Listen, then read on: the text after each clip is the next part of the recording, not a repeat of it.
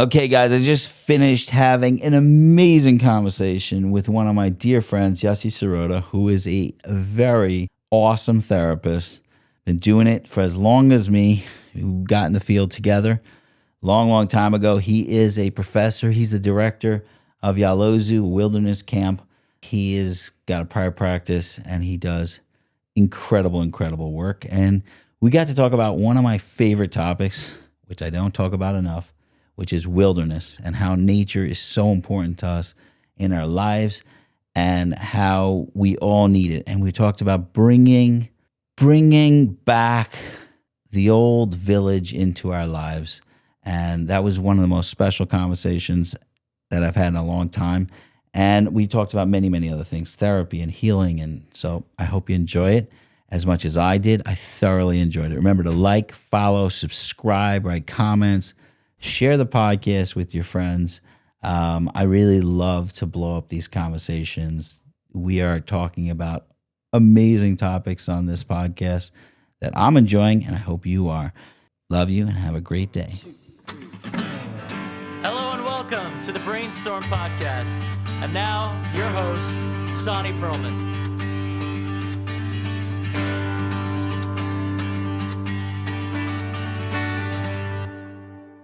We're live. Yossi Sirote. Okay, I'm very excited you came on. Pleasure to be And there are many things I want to talk to you about. But you're like, it's not the only thing that makes me interesting. But one of the things that makes you fascinating is the fact that you've done for years. Are you still doing it? Years you've done the wilderness camp in...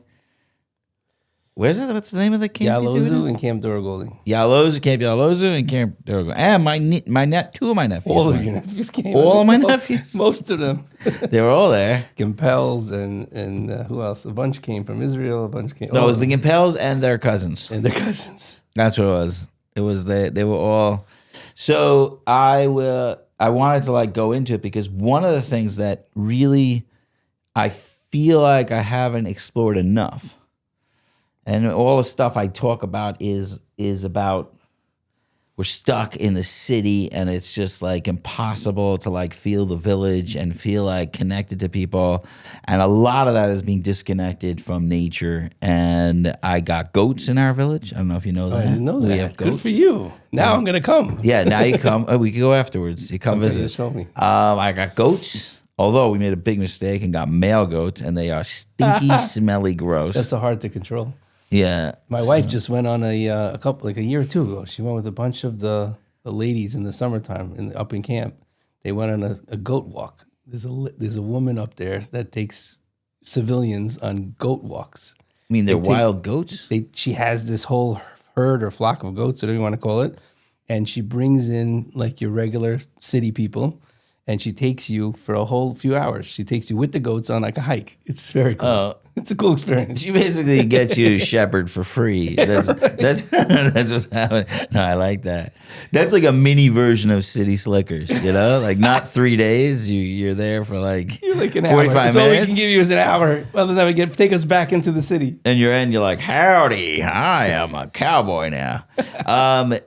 Yeah, so I really feel that. And you actually went and made... Could you explain what Yaalozu is? Just because it's one of the things we never really talked about, but I know you do, and I love that you do it. Okay, so first of all... Okay, and welcome. Thanks for having me. Sorry I jumped right in, yes. Even better.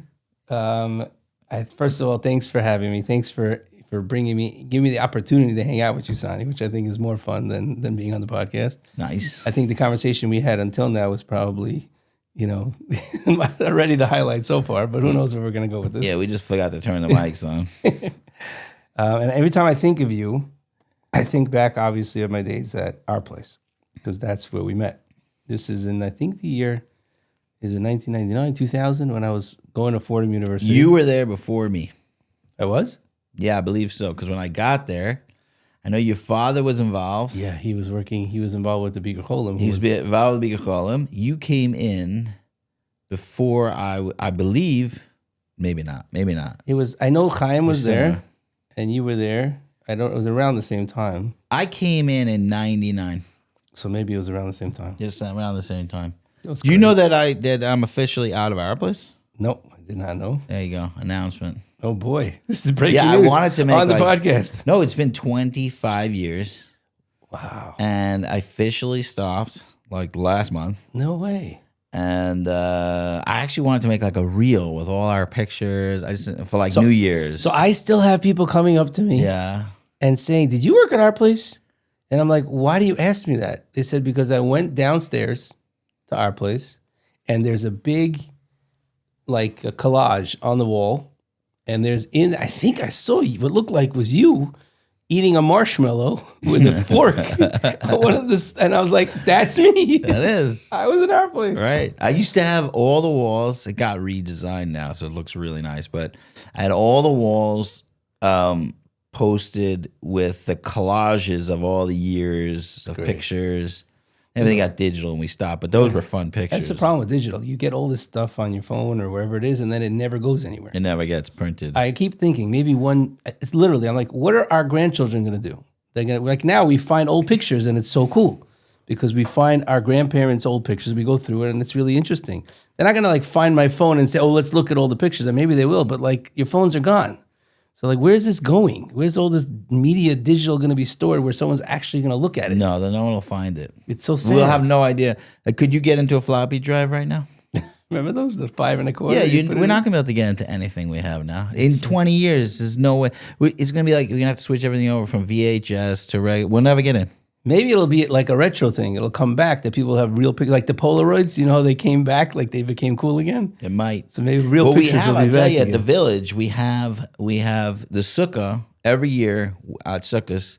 We post like a couple of collages of all the things that happened that year, and that nice. becomes the sukkah decoration. That's great. So all the sukkah every year we have more. So that's beautiful. So that's a way to keep it alive. So we have in our sukkah also something similar. You know how like the kids always come home with the projects with like something that they made or something for sukkahs or for a different holiday or whatever it is. So instead of throwing them out, which we often do for a lot of them, some of them make it through, and my wife laminates them and has a wall as a sukkah decoration of like a bunch of them together. So it's really There cool. you go. It's like a little bit of like a memory. The laminating is very cool. So we go back to our place. Wait, can I just tell you a funny Okay, laminating yeah, sure. story? We'll go back to our place in a second. I have a funny Let's laminating. just go wherever it goes. I'm trying too hard to have a conversation. We save. Oh, it's so nice to sit with you, Yossi. It's great. I love this. We'll talk about the last time we hung out Oh boy. at Nefesh. Oh my God. Okay, well, a You second. can't talk about all that. So, no, my wife saves all the mementos, and one of my kids, she had the sonogram when she was, cute. so saving the sonogram. That kid's like in her 20s now. So like my wife is like very careful like to try to save all the old things. So she says, okay, I'm gonna laminate it. She put it through a laminator and it's heat sensitive. No. So it The melted it? sonograms, it just turned into a black picture. You can't see Oh, anything. it's terrible. See, this is the problem. Technology Yeah. is ruining real things. How do you Everything's laminate? digital. You don't have pictures anymore. How do you laminate a You don't. You sonogram? just leave it. That's the problem. See, that's the issue. And you let it go. Okay, so our place. I'm taking you back to our place. Okay, good. Keep me. Because we were talking about Yaalozu, and then you we said got our that. place. Oh, so our place. So that's where we first met. Yes. I was a little, not little, but I was a student, and that was my first internship. That was at Fordham University. We were the first professionals in the Our Place That's right. world. I remember still my bill on the bottom of the page. It still said when I had to eventually I started getting paid because it was after my first year. So it said paraprofessional. Like that was like and I was like, ooh, I'm the paraprofessional in our place. It was like, ooh, I still remember I had to generate those bills. So where was I? I was at By the way, it Fordham. was just Shimon Russell, us, and there was a guy, Shimon Binyamin or something. Shimon used to just come across the street to the Firestone Pizza place. Right. No, he wasn't even in there as No, much. he wasn't in. That was He was like supervised. the background. Trish would come by then or not? Trish really? was a little later, She was afterwards. but she did come in pretty quick. Shimon was big. I officially was director of volunteers at one point. Right. I think who came then? A bunch of people. It was great. Those were good days. It was hard work. I was coming in from Queens. I was coming in a few times a week because I wanted to be doing an internship at night. So there wasn't a lot of options. No. So I had this night internship, and I still remember this. It was officially, I think, through Interborough. Does that make sense? It could be. And I had there was no supervisor then. There was no one in our place that was professional that could supervise my LCSW, my LSW work, LMSW work. You had another supervisor. So I had a supervisor named Dr. Ring. You remember him? You don't even know him. Dr. Ring? Ring. He was an old timer, like a really good dude. And I would go to his office once a week, and he would supervise my. I had one night a week I was at Interborough seeing clients, and 2 nights a week I was at our place hanging with the guys. Right. And then he was my supervisor for everything. Right. I wasn't even a social worker then. I was a case act. Correct. I remember. I'm telling you, this was like the first time there was anything like professional trying to get into the whole our place culture. And he used to call it, he never came into our place, never saw it. But in my sessions with him, he used to call it the cave. He's like, you have this like Afghan cave that you go into and you talk about it in your sessions. You meet these kids and these people in this cave. It was very interesting. It was like, from his view, it was like, what is, and it really, honestly, I mean, when you go to our place, M and 15th, right? M and 18th. M and 18th, what do you see? It was just the door. The door. And we don't even write anything on the door. Right. I used to tell my kids when we drive by, I'm like, I worked here for a long time. They're like, where? In the bakery? Where's the bakery? The Verizon store? The bakery? Where is that little door? It's like you open the door and there's a whole world down there. And you go down the steps. Anyway, so that was the beginning. Wait, can I take a moment to reminisce? Because now I'm feeling a little nostalgic because... It was such good years. Because, I mean, it's been 25 years. I was at 25 years. You were there a long time ago. I'm saying this is 2000, around the year 2000, so that's 25 years ago. Today is this January 1st, 2026. So it was 25, 26 years ago. So what I think that our place, if I had to sum it up in like very few words, it's empathy personified. Like you are going where the client is. That's how they describe it. There was no question about it. In social work school, I was like, got to be where the client is. Where the client is. And no one takes that very seriously. They don't really get what that means. Who took that seriously? Shlomo Carlebach. That was his thing. Shlomo Carlebach. He used to do that. He would be like, get into it. I got to go down to the people, wherever they are. Right. Stop trying to make them come up to you. So I think... I don't know. It's been a very hard transition leaving.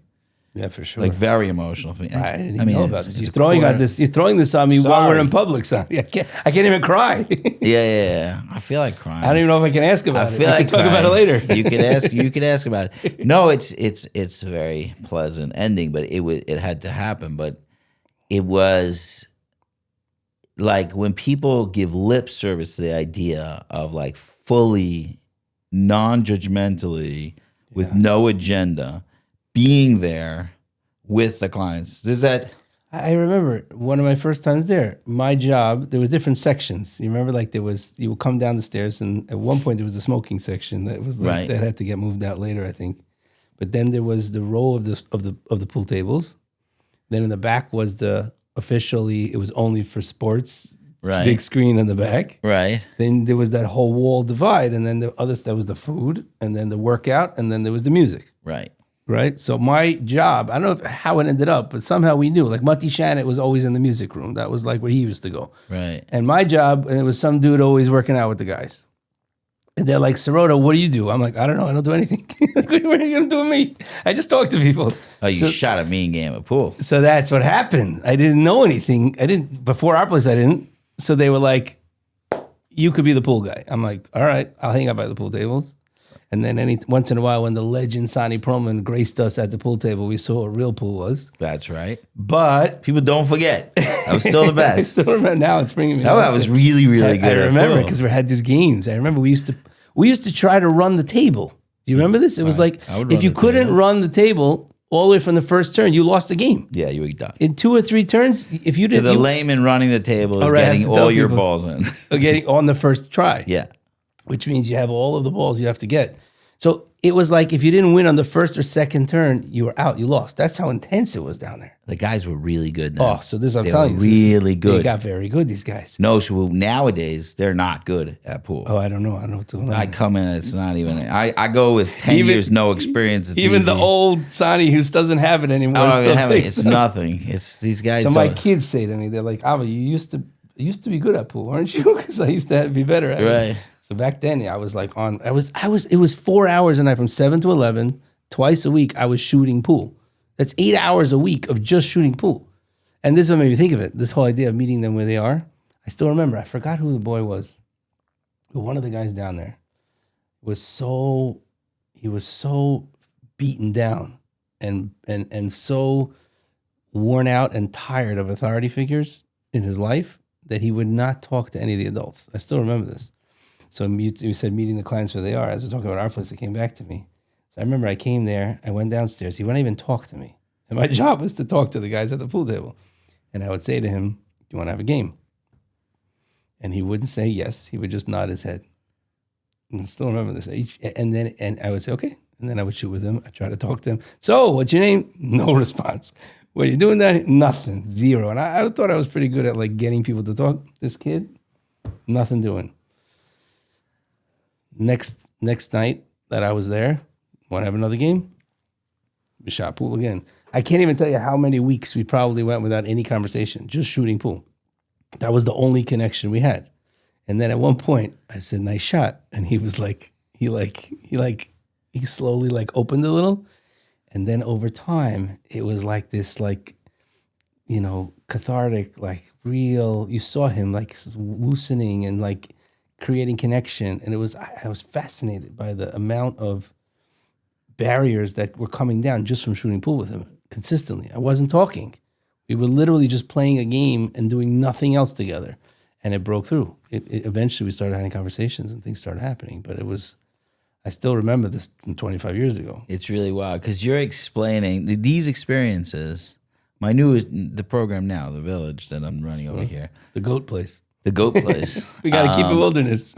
Yeah. So I'm trying to tell the guys, because a lot of them are coming from rehabs, they're coming from very intense programs. And those intense programs are very into getting really deep, like really deep. And I had this muscle, like this tree. I saw this tree fell over. Okay. And the thing that really this is going to get you back into the nature thing. This is at the village? No, I saw it the other day. I mean, it was like a year ago or something. Okay. I saw this tree. It turns over. And I'm looking at the tree, and there's something wrong about it. And this is something that, like, I should have known a long time ago, but there's something that was weird about it. And I realized that the root system was incredibly shallow. Oh, interesting. It was massive. The tree had like a 12-foot diameter root system. Like, it was huge. But it was shallow. But it was about a foot deep. And you're thinking, this is an oak tree. It went up like hundreds of feet. Like, it was so high, this tree. And it had this very low, and it had a couple of longer ones. Like, you saw a couple of strands coming out of it. But it was about those just connections. When people don't realize, like, we're just sitting and playing a pool game. Yeah, and people are coming from the rehabs, they're like, where's my depth? I want the depth I want to get deeper and deeper. And I'm like, the idea, what makes us strong is the hundreds of connections that are holding us that don't seem so deep. And then we have a couple of deep ones. It's also interesting because it's making me think about, like, with the state of, like, the therapeutic world today. And, like, everybody's like, oh, I have to get trained in this area and trained with this approach and this technique. And then you have the people who are responding to that and saying, just be good therapists. Just be good therapists. And now I'm thinking, don't even be good therapists. Just be good people. Just spend time with people. Forget all the trainings and the techniques. Obviously, you need a lot of this stuff to be able to be as effective. But, like, we're forgetting about the core of that human connection of just shooting pool with someone could have a much more powerful effect than trying to talk to them. Right. And forget about talking to them about IFS or EMDR or whatever the latest, trainings are. Just even being there with them in the room. Yeah. And giving them that space to just connect to another person without having to talk is so powerful. I told you about, I don't know if I could say this. Go for it, man. I had this we can take it out later if it gets too bad. I had this client. Okay, guys, this is a story from a client. Because it's just a little racist, this story. We'll hope it's not that racist. Anyway, I had this client, and we were finishing up. I may have told this before, I don't know, but we were finishing up. He was moving away. Okay. And so we were having our last session. And termination, they call it. Correct. In the lingo. So we're having that last session. And he said he was really, so appreciative, and it was the end of a very special era where a lot of healing has happened. Great.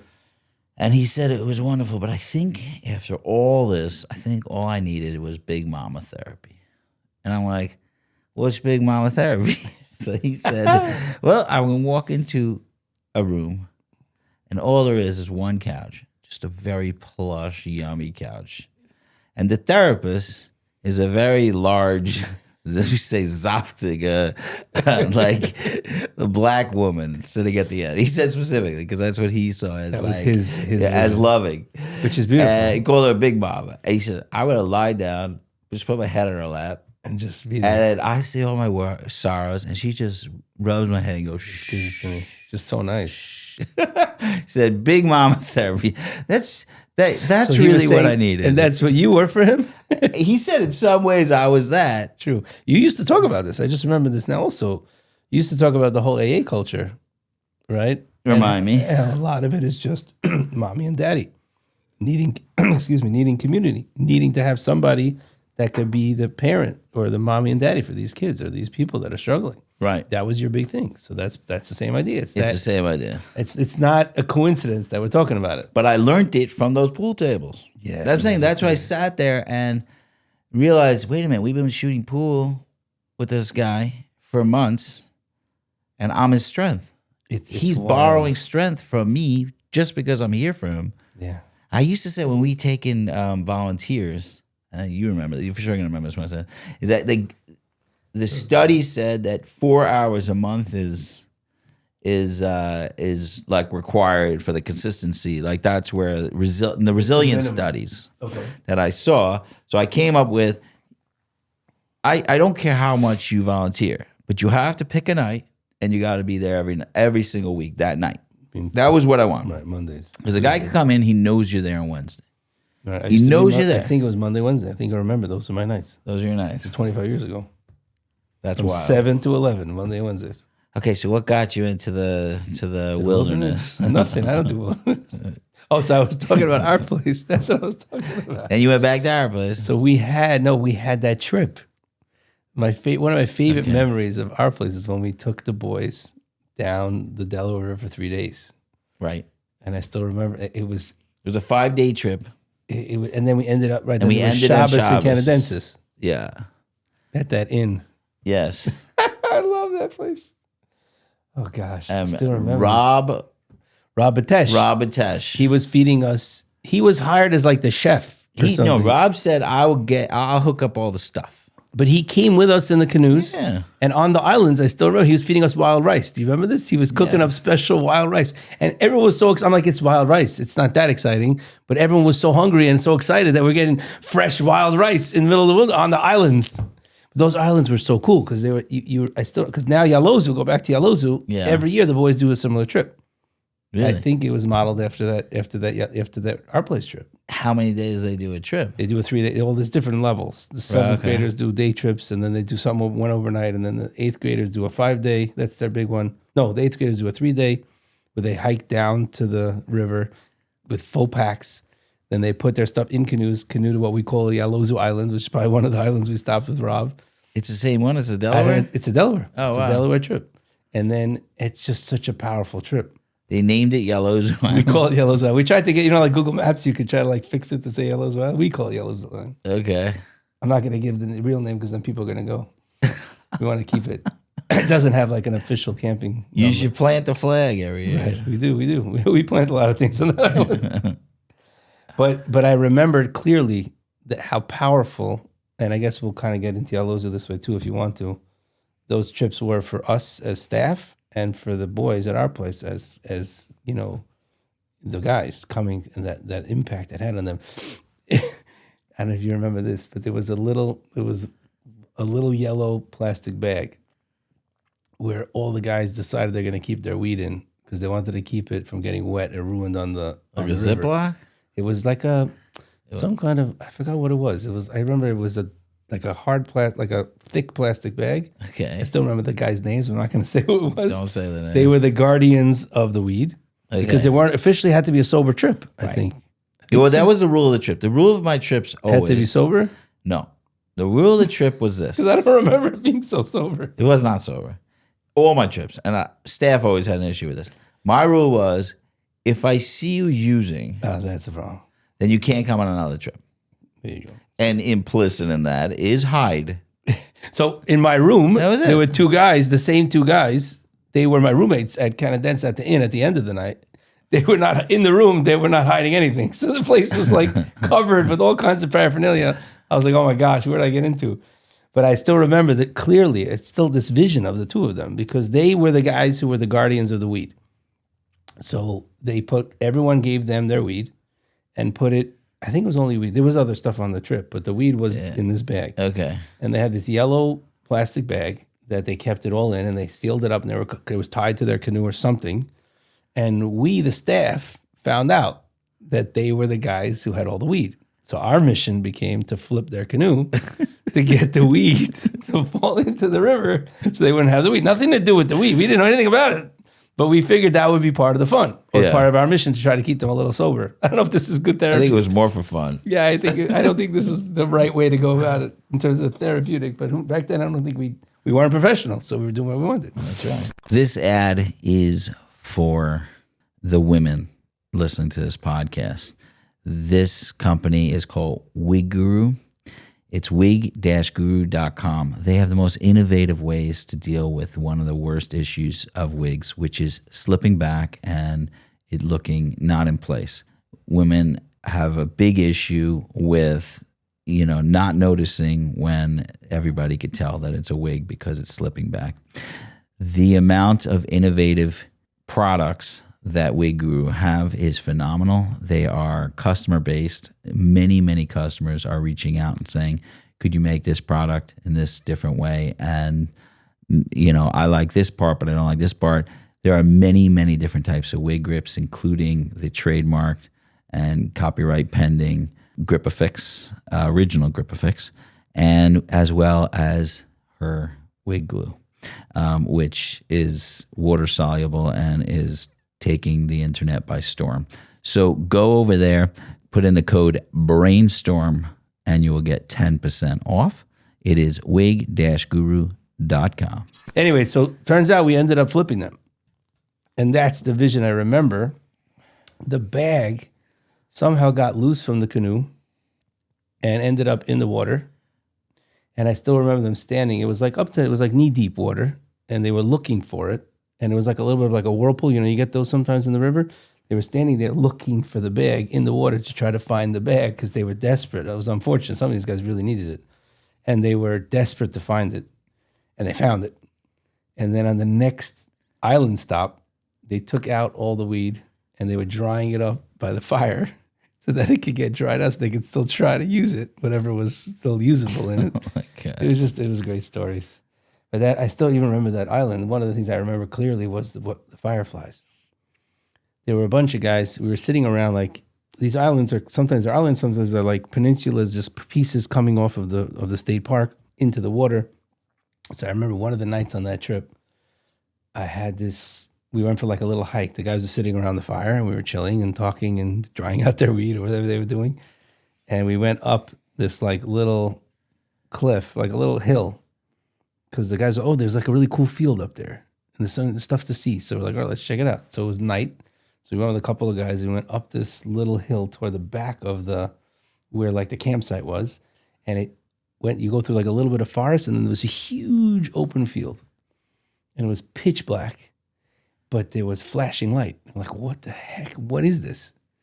It turns out that we discovered that night that fireflies end up creating a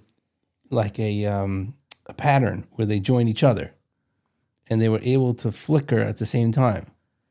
I think this is true. Yeah. That's how I remember it. Maybe my memory, like made it more linking fun. up. Yeah. And somehow, or maybe we just happened to be like a few, but it was a gorgeous open field that was covered in fireflies and it was just lighting up. It was like, you felt like it wasn't real.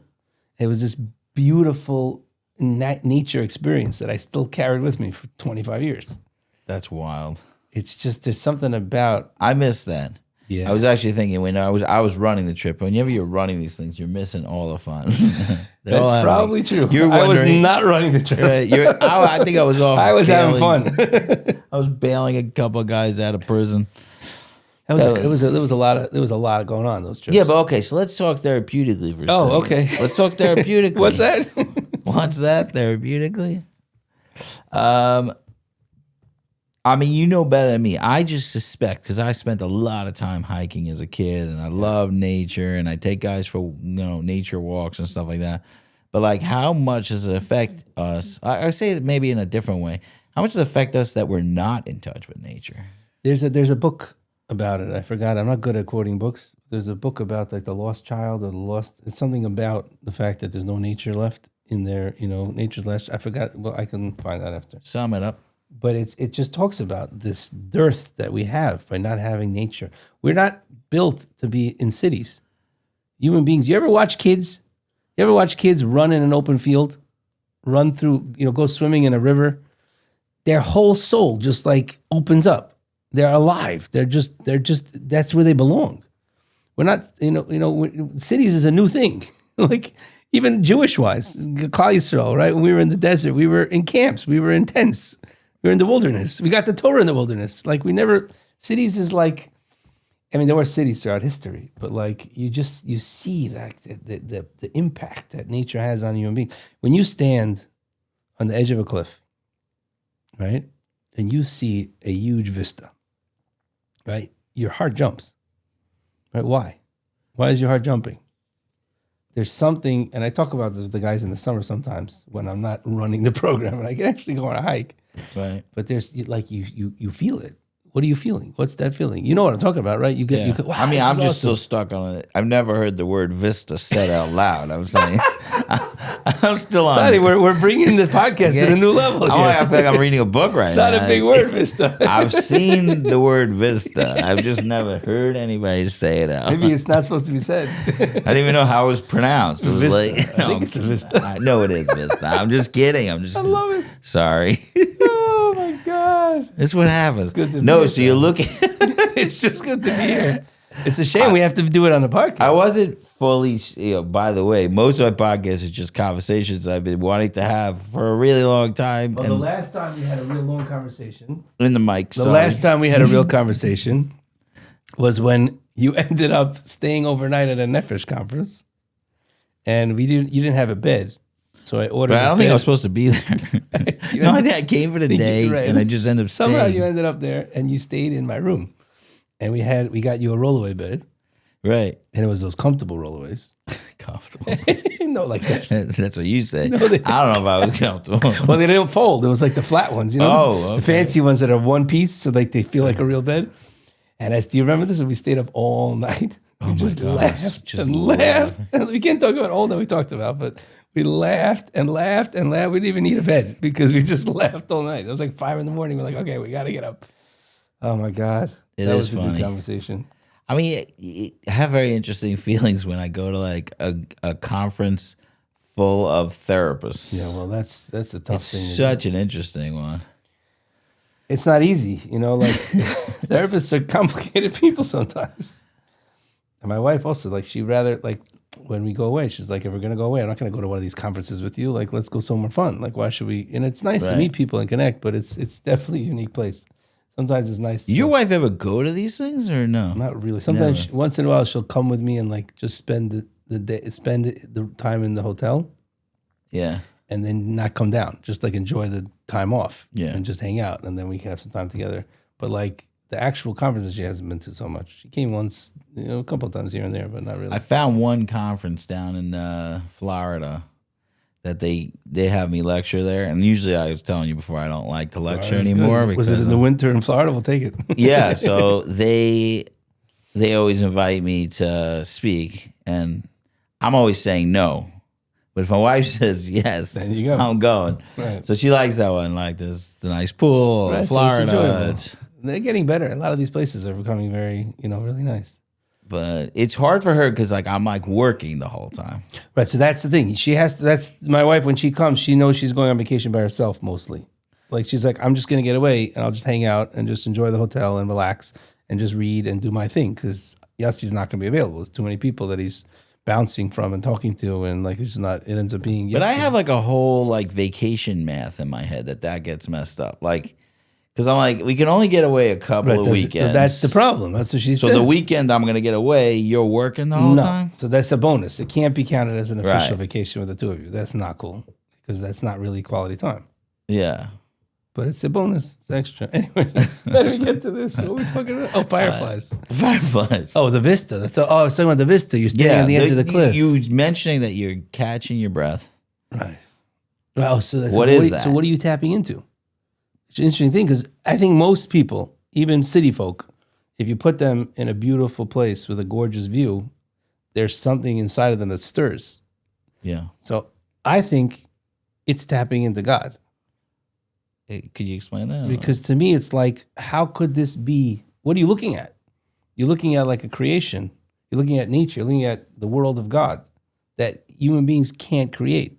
There's something so much bigger than you that you're watching and looking at. And it's like a spiritual experience. It's like, wow, look what's out there. Look what's going on. I feel like very humbled. I specifically love mountains. Like you're mentioning, like the scene that I love the most. Right. Like some people like, more foresty, and I like forest, but on the top of the mountains, I spent a lot of time when I was a kid, like just walking like the mountains of Israel. Like there you go. that's literally the explanation. Like there was most of the time there was no trails. It was just walking the mountains. Walking the Where's mountains. Sony? He's walking the He's mountains. walking. There were periods of time nobody had a clue where I was. That's for sure.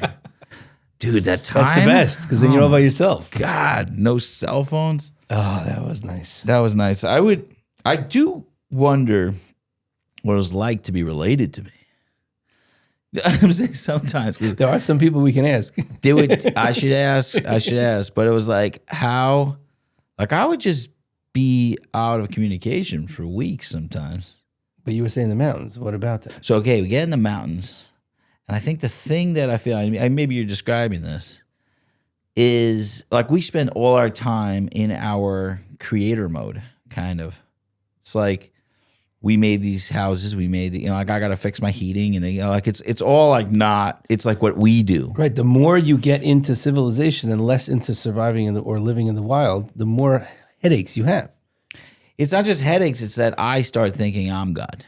Oh, you mean because you're doing and you're I creating. am in God mode. I hear that. And then when I go into nature, I realize that I am created. Correct. That's beautiful. I'm sitting. I'm no different than the mountain or the tree. But you're part of And that of level of humility, Yeah. puts you into. It puts everything in perspective. Oh, for sure. It's like here I am, and I am no more or less than all this, and I am glorious and nothing at the same time. It's true. And that's how I see it. And it's beautiful the way you're saying it. And I think one of the things that's what now you're giving me explanation for one of the most powerful experiences I have, which is doing mindfulness in nature. There are times, like especially in Yaalozu, when we get up early in the morning. So very often I'm up. I'm getting older. I'm not young anymore. We were 25 years ago. We were already in our place. So I don't sleep as much. So Friday night, if I fall asleep early, like at 9:30, 10 o'clock, I'm up at 3, 4 in the morning. Right. So I take that time to go out into the forest, Shabbos morning. And I spend time by the lake or by the forest all by myself. There's no one around, just me and the animals and the birds and nature. And I do this. It's mindfulness, really. That's what people call it nowadays. But it's this is another way to look at it, where I try not, and this is Tom Brown is this famous guy who's a tracker. See, now you're going to lose me. No. We're getting into the wilderness stuff. We're like, okay, now he's getting weird. But there's a famous guy, Tom Brown. I don't know if you know if you ever heard about who he is. No. But he's this famous wilderness guy who talks about tracking animals, connecting to nature, this deep experience that one can have. So one of the things that you learn from that is you learn how to be still in the wilderness. Now, still in the wilderness means no movement. When I try this with the campers, it doesn't work. Too many people, one guy goes like this and the whole thing's over. So you sit, and I've done this, you sit on the ground or next to on a tree stump or somewhere where you could be comfortable, and you don't move for a long time. Nothing, maybe your eyes, but that's it. And what happens, especially in the dawn time, is that nature emerges And literally you can watch this happen. Because when you walk through the woods, if you don't see any birds, if you don't hear any birds, it means that there's something big around because they run away. And they're being quiet. And they're quiet. Or they leave. So, one of the Native American Indian trick. I don't know where I'm going with this. No, go. I think I might have said this once before on the podcast somewhere. Not on this podcast. Okay, let's do it. So if you were tracking someone and you want to know which way he went, right? So one of the ways that you can tell where someone goes is you look at the backs of the turtles. If you have like a log of a pond and there's a bunch of turtles on there, so those turtles are a hint because turtles love to bask in the sun. If somebody walks by or an animal goes by, they get scared, they jump into the water, wait till the person leaves or animal leaves and come back out and go back on the log. So if the backs of the turtles are wet, it means something walked by recently. So if you're trying to find which direction he went and you look in that one, you see the backs of the turtles are wet on that side. On that side, the backs of the turtles are dry. That means nothing was by the turtles. So that means he didn't go that way, he went that way. Wow. So one of the things that happens in the wilderness is just mindfulness. You learn how to just look at everything. You look at every plant, every tree. You see what you can eat, what you can't. So many people say to me after I show them around in the woods, "Oh my God, I thought everything was just grass and trees. And now I see how every single little piece means something and it's something different. You can eat it, you can use for medicine, you can do all kinds of wild stuff with." So it's a very powerful place to be. And I got distracted, but we're talking about mindfulness. So when you sit in nature, it will absorb you, kind of like what you were saying before, that like you're just part of nature. So what'll happen is all the animals and all the trees and all the water and everything is just going to act like you belong.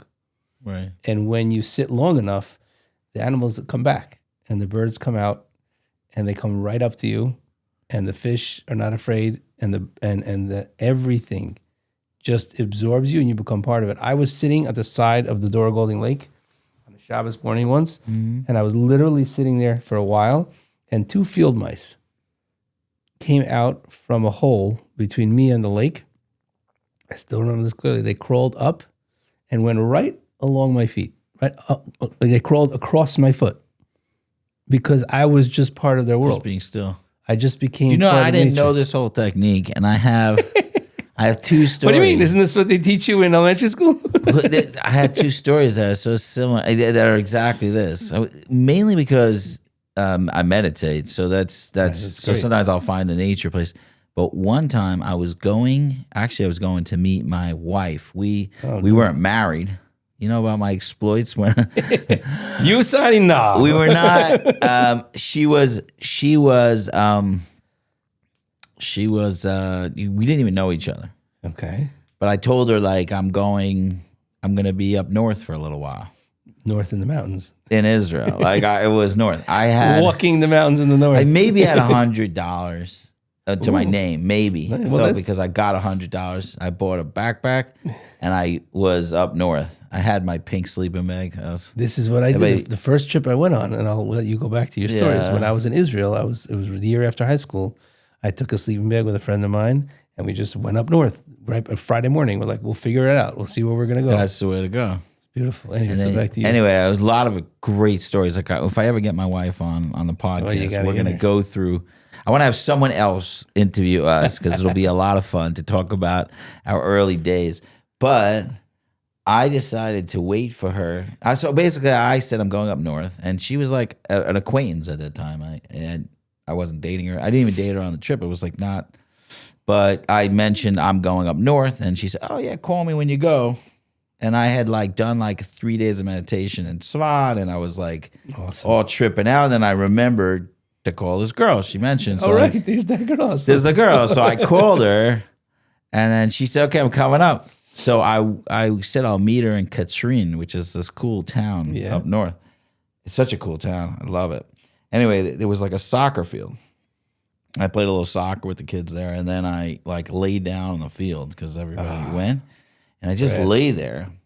And this is very cool because I looked to the side and I realized that I was in between 2 anthills, Interesting. and the ants we're going around, and then I just stayed still. And they made 2 lines Across above you. me. Isn't that cool? And I'm just watching these ants. So that's crawling. that's enough. That's such an amazing experience and lesson. Yeah. That if you stop trying to be some other thing and just let yourself be absorbed by the world, you will get such a gift of being accepted by them. It's almost like, I don't know if I told you, I went to Uman for that one time, a long time ago. I went for Rosh Hashanah. When I turned 40, my wife gave me a birthday present, and she said, I want you to go to Uman for Rosh Hashanah. That was her birthday. You just really aged yourself. You said a long time ago when I turned 40.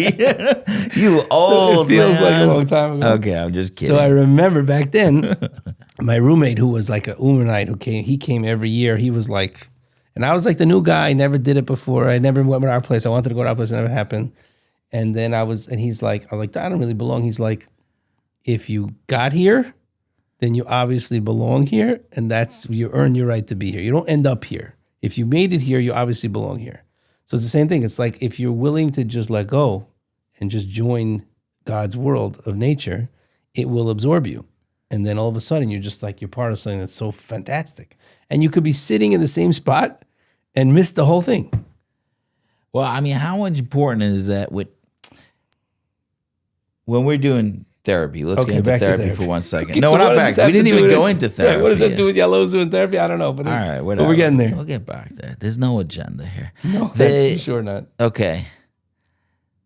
The lessons, like when we're talking about this now, it resonates with me more than almost any other thing I talk about in therapy. Wow. The idea of it's like this radical acceptance, this allowing it to just be. Sometimes at night, I am so angry. Like there's so much emotions going on.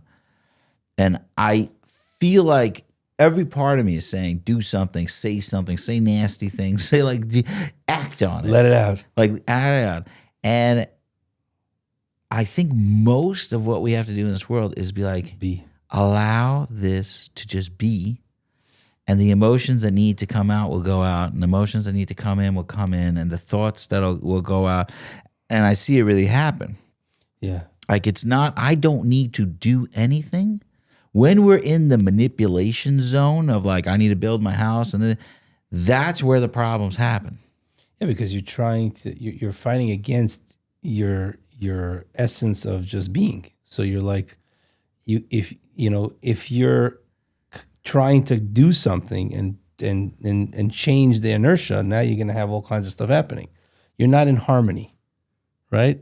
If you're just sitting back, it sounds like, I'm a little bit of like a meditative guru here. Like, what do they call those guys? I don't know. Like, Zen master. Right, like a Zen master or something. I want to be a Zen master. There's just something really cool about just staying in state. Were you in our place when Yoni Benaim was there? No, it was later. It sounds familiar. He's like a yoga guy. I had him on the podcast. No, I don't think I know. All right, sorry. You sound like you're a Zen guru, but you're I'm just not. saying, like, right.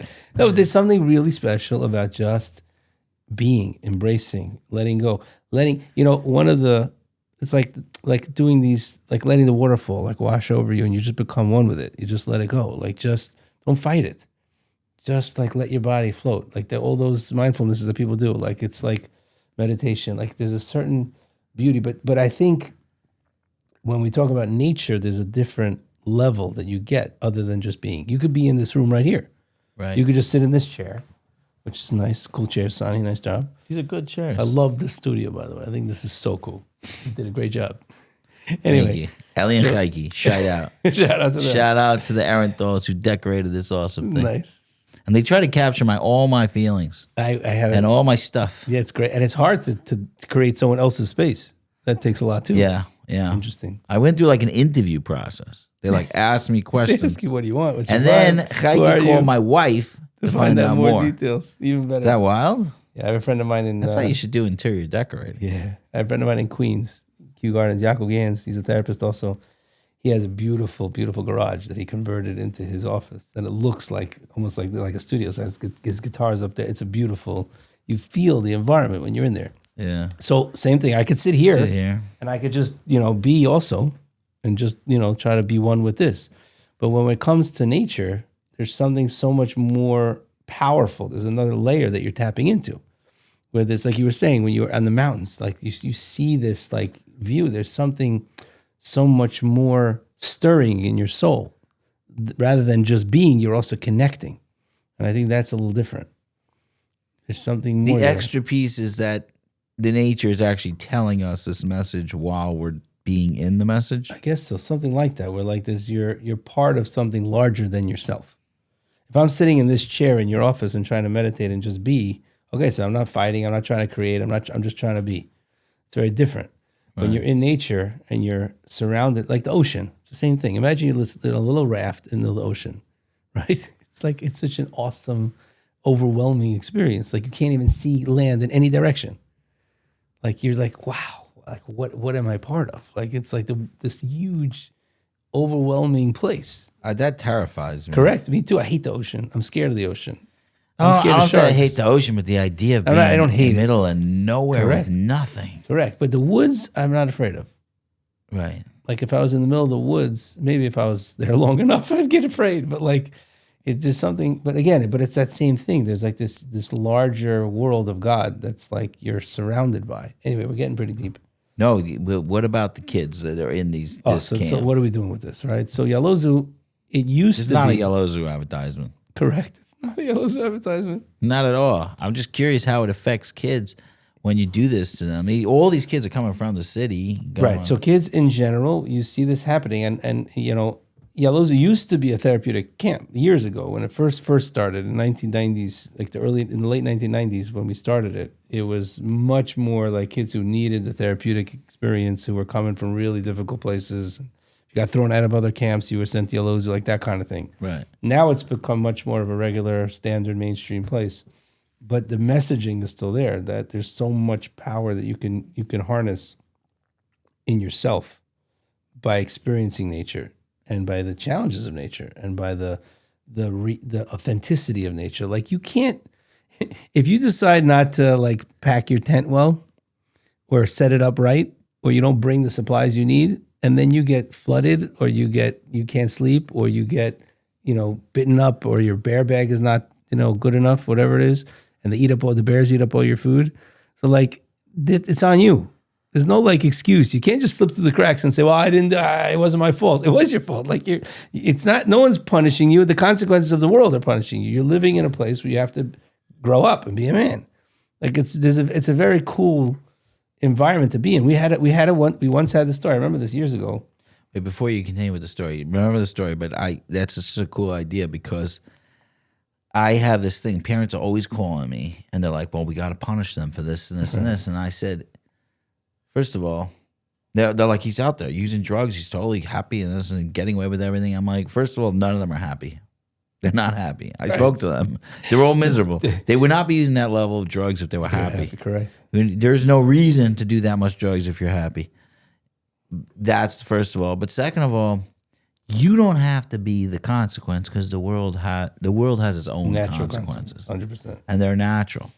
And I like natural consequences. Right. And in the world of nature, in the wilderness, you're going to have that even more clearly. You see it right away. Because you don't. I remember the guys called me up. They called me years ago. They called me up. They were like, it was late at night. They got to the campsite. There was a couple kids that were going really slow, whatever. I forgot exactly why. They got to the campsite when it was dark. It was Worthington State Forest. And they didn't want to put up a bear bag. So a bear bag is where you take all your food, you put it into something, and you throw it over a rope over a tree and pull it up so the bears can't get to your food. And they called me. And they're like, we can't do it. We're too tired. It's 3 a.m. What are we going to do? I'm like, if you don't put up a bear bag, you're taking a risk that you might lose all your food. And even more so, you might attract bears to your tent, and then it's dangerous. So they said, okay, what are we going to do? They told me this the next morning. We took all of our stuff and we put it into the campsite's bathroom. That way it's not going into the tents where the kids were sleeping, but we were too lazy or too tired to put up the bear bag. That night, the kids woke up to bears ripping off the siding of the bathroom and taking out all their bags and eating all the food. We still have, in Yaalozu, we still have first aid kits that have bear claws marks in the first aid kits from that night. Don't ever throw that away. That's cool, isn't it? And they called me up in the morning and they said, Yossi, we got to come home. Oh, you got to come home. You got another day left to your hike. What do you got to come home? They're like, we don't have any food left. I'm like, well, whose fault is that? When are you coming home? What do you mean you come home? I didn't tell you to do this, right? Like, we don't have food. So I was like, well, figure it out. You got a day. What are you going to do? So it was a funny story in the end. They ended up making, all the kids, everyone had to bring whatever food was left and put it on the table. And then they had to split it up and share it. But kids were hiding like granola bars. They didn't want anyone to know like that they had some extra food. And the staff, I still remember, was Mayor Bisk. He was a great guy. He was running the program at the time. And he was like, you got to give me, if you have anything that was hiding food, I find out you're hiding a granola bar, I'm going to come after you. But it was just part of the consequence. And this is just one small piece of what Yaalozu does. It just puts them in an environment where they're forced to just grow up quickly. And they're forced, I always say, you grow physically, emotionally, spiritually, socially. All these this environment's a whole different planet. You're not just playing sports and having color war. You're doing things that are just forcing you to grow. I mean, I can go on for hours. There's so many stories. No, I actually, when I'm listening and I recognize how far I am from nature. Yeah. Even though that's such a crazy thing to say. I have an acre of land in the middle of Muncie. It's beautiful here. And it is gorgeous. And when I drove up here, I'm like, oh God, I used to come to Muncie more often. No, the truth is, and now I have like my blow up hot tub, which is I really want a real hot tub. If anyone wants to donate a real hot tub to me, I'll take one. I keep getting enough money to buy a real hot tub, and then my boiler goes. That's. I guess you're not meant to have a hot tub. No, I'm not meant to have my blow up hot tub, and I sit. I was this morning. I got to sit a little bit. It's like my pre-shower ritual. I go into the hot tub and I'm looking at the snow. It's beautiful. It's just heaven. And then I pull out my phone. And then you're done. That's it. You're done. So that's the problem. And it's all over. So when I started Yaalozu, or the first iteration of Yaalozu, was in 1997. There was very little. There was no phone. It wasn't like that wasn't a big deal in that time. So actually, when I visited my sister, she was in intensive pioneers in Sternberg. Ah, yeah, my sister went there. I love it. So that's where Yaalozu. It's all Ronnie Greenwald. It's all the same, all from that same vision. Wow, I just had his son on. Oh, right, that's right. So amazing. It was all in his vision of what kids need. So I went there. I'm like, why are girls doing this and not boys? I was like, this is nuts. So I went back to Maganav, where I was at the time, and we started with Shia Benstein, who became a very big therapist / he was involved with Shai in Lakewood for a while, but he knew wilderness. We took 9 kids, and right then that summer we went out into the woods, and we just set up a couple of tents, and that began the beginning of this whole story, the whole wilderness piece. And then over the year I was in Maganav, and then 2 years later we went to Dora Golding, and then it's been there ever since. But okay, so now let me pull you back to today, where where you're doing a serious private. Most of your time is private practice now, right? That's what happened. Yeah. So you're doing that's what happened. Don't be so sad. You're helping people. I know, but I'm not in the woods. My dream. I got into wilderness. I went for an LCSW. I went to Fordham in 1999. I decided to go to Fordham University to get a master's in social work because of the wilderness. Oh, well, it was just a Christian university. Yeah, that's what it was. But it got me because my yeshiva, they were excited to take my yeshiva degree also because it was like a seminary. Right. So, and the reason why I went was because I was doing wilderness programs in the summer. And I said, if I were to do this full time, what job would that be? Who has a job that does this kind of stuff? And the answer was social workers. They're the kind of people who go on these trips and do these therapeutic events. So I went into the field because of the wilderness. Right. And now I'm back. You're saying now you have a private practice. I'm like, but I'm not going out. And my dream was I'm going to take people on 1 hour hikes. And that's going to be the therapy. And that we're going to do sessions one after the other, like in Bear Mountain or something like that. And that's going to be what we do. But it wasn't practical. It's not practical. So I do it. I have this loop here. Right. So it's great. You can go on and once in a while you get a walk in, which is beautiful. But I was like, we could bring it. And so I still do it in the summer. I think it's still a beautiful, powerful place for people to be. But I cut you off. Go ahead. Yeah, no. So you're answering the question before the question. It's like how sometimes I feel that we're in a society where no matter what work you do with someone, if they don't get themselves out to nature, they are living in hell. I don't know how to say it another way. I don't think that life is hell, but I'll tell you this. But is nature the answer I to don't everybody? wear a coat in the winter, not because I don't mind the cold. I really can't stand the cold. Everybody's like laughing at me. Why are you wearing a t-shirt in the winter? I'm like, because it's warm wherever I go. All I have to do is be able to bear walking from my house to my car, and my car to the office, or car to the store, and I could deal with 30 1 minute, seconds right. of Cold I'm like, woo, and then I'm in. Shake it off. I'm like, I'm living in a society where people drop dead from the cold for centuries in this exact place. But that's how far you get disconnected from I'm it. so disconnected. How much has that been affecting the mental health of everybody around us? I mean, a lot of what I'm doing on this podcast is trying to figure out why we have so many therapists. There's more mental health awareness than anything ever. That's true. And the mental health crisis is getting worse and worse and worse. And you're like, why? We are literally doing everything. It's like the war on drugs. Like it's not working. It's not happening. You're losing We gotta change the war this plan. on drugs. But is the answer really nature? Like everyone just should go out to nature? I'm trying to explore it, and I haven't really. I would love to say that's the answer, but I just feel hard. I don't. Is it first of all? Is it everybody? Everyone needs nature. I guess there's something in everyone's soul that could connect to it, but there are people who you take them out there. They're just so disconnected. It's suffering and it's terrible. No, it's terrible. People have told me they. I can't do it. I can't do the bugs. I can't do the. I'm wilderness guy. So people are like, how do you sleep in the woods? I can't do that. Right. And honestly, I'm not comfortable. If I don't have a comfortable setup in the woods, I don't sleep well, especially at my very ripe old age. Very old age. So of 40 many years ago. You got a white beard now, bro. It's not a joke. That came fast. I don't know, man. It happens. You're still pretty colorful there. Yeah, you look young, Sonny. You were the same age. Got older than me. They all passed me. It happens fast. There's nobody that thinks you just that any of my siblings are younger than me at this point. I'm the youngest in the family. How do you do it, Sonny? It's because you sit in your hot tub watching the snow. I sit in the hot tub because you have to do that.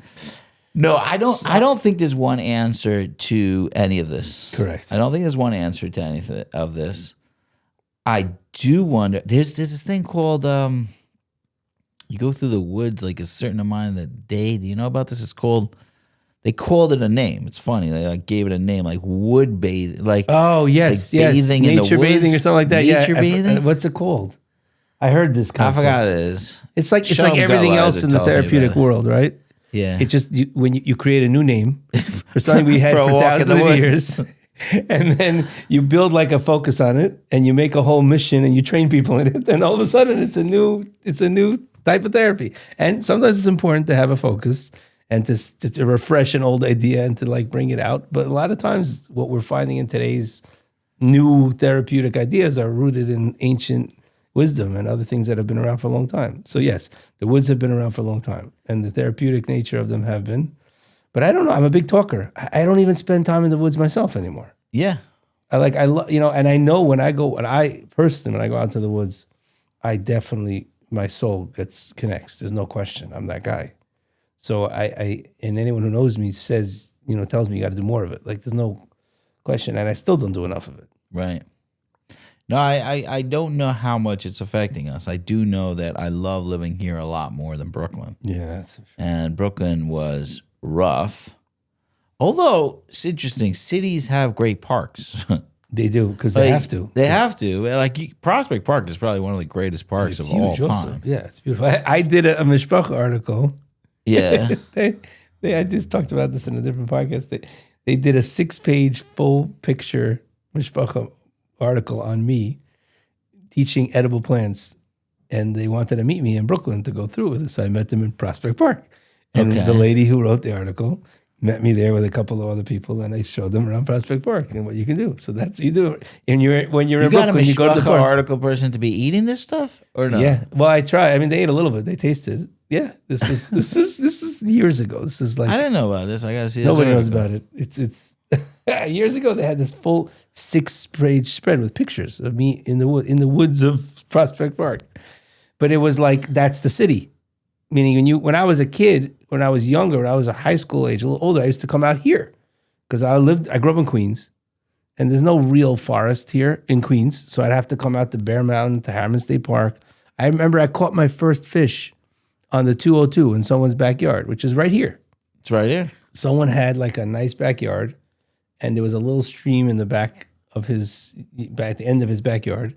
And I dropped a line with a worm, and a fish grabbed it. I was like, I just caught a fish. And it's like there's something, I don't know, maybe it's just me. I don't think it is, but I think there's something really, really, really therapeutic and powerful about connecting to. Well, how do the kids react? Like they show up to camp and right, they so these kids, bugging out. Right, so many of them are coming because they want to be, they're somewhat connected. They don't come for nothing. Some of them come. There's a lot of different kinds of kids that come. Some of them come just because they hear about it and it sounds like a cool, different experience to try, rather than do sports like they did every other year. So they'll come for one half and they'll just check it out. And for them, some of them get hooked, and they're like, "Wow, this is amazing." Then you have kids who are born to be nature people, and they're like, from the minute they were catching frogs, the minute they were born, they were catching frogs, and like they're always at the lake, and they just belong in Yaalozu. And then you got kids who are just like, they're not into the rah-rah parts of camp, and like they want something a little more authentic, a little more like growth-oriented, so they come, and that's great for them. But the kids, they really take to it. If you're coming to, obviously there are some kids who come, and they're like, my parents forced me to be here. They thought it'd be good for me. And I'm like, why didn't they ask us first? Because we would tell you not to bother. And then they have to go home, which is unfortunate.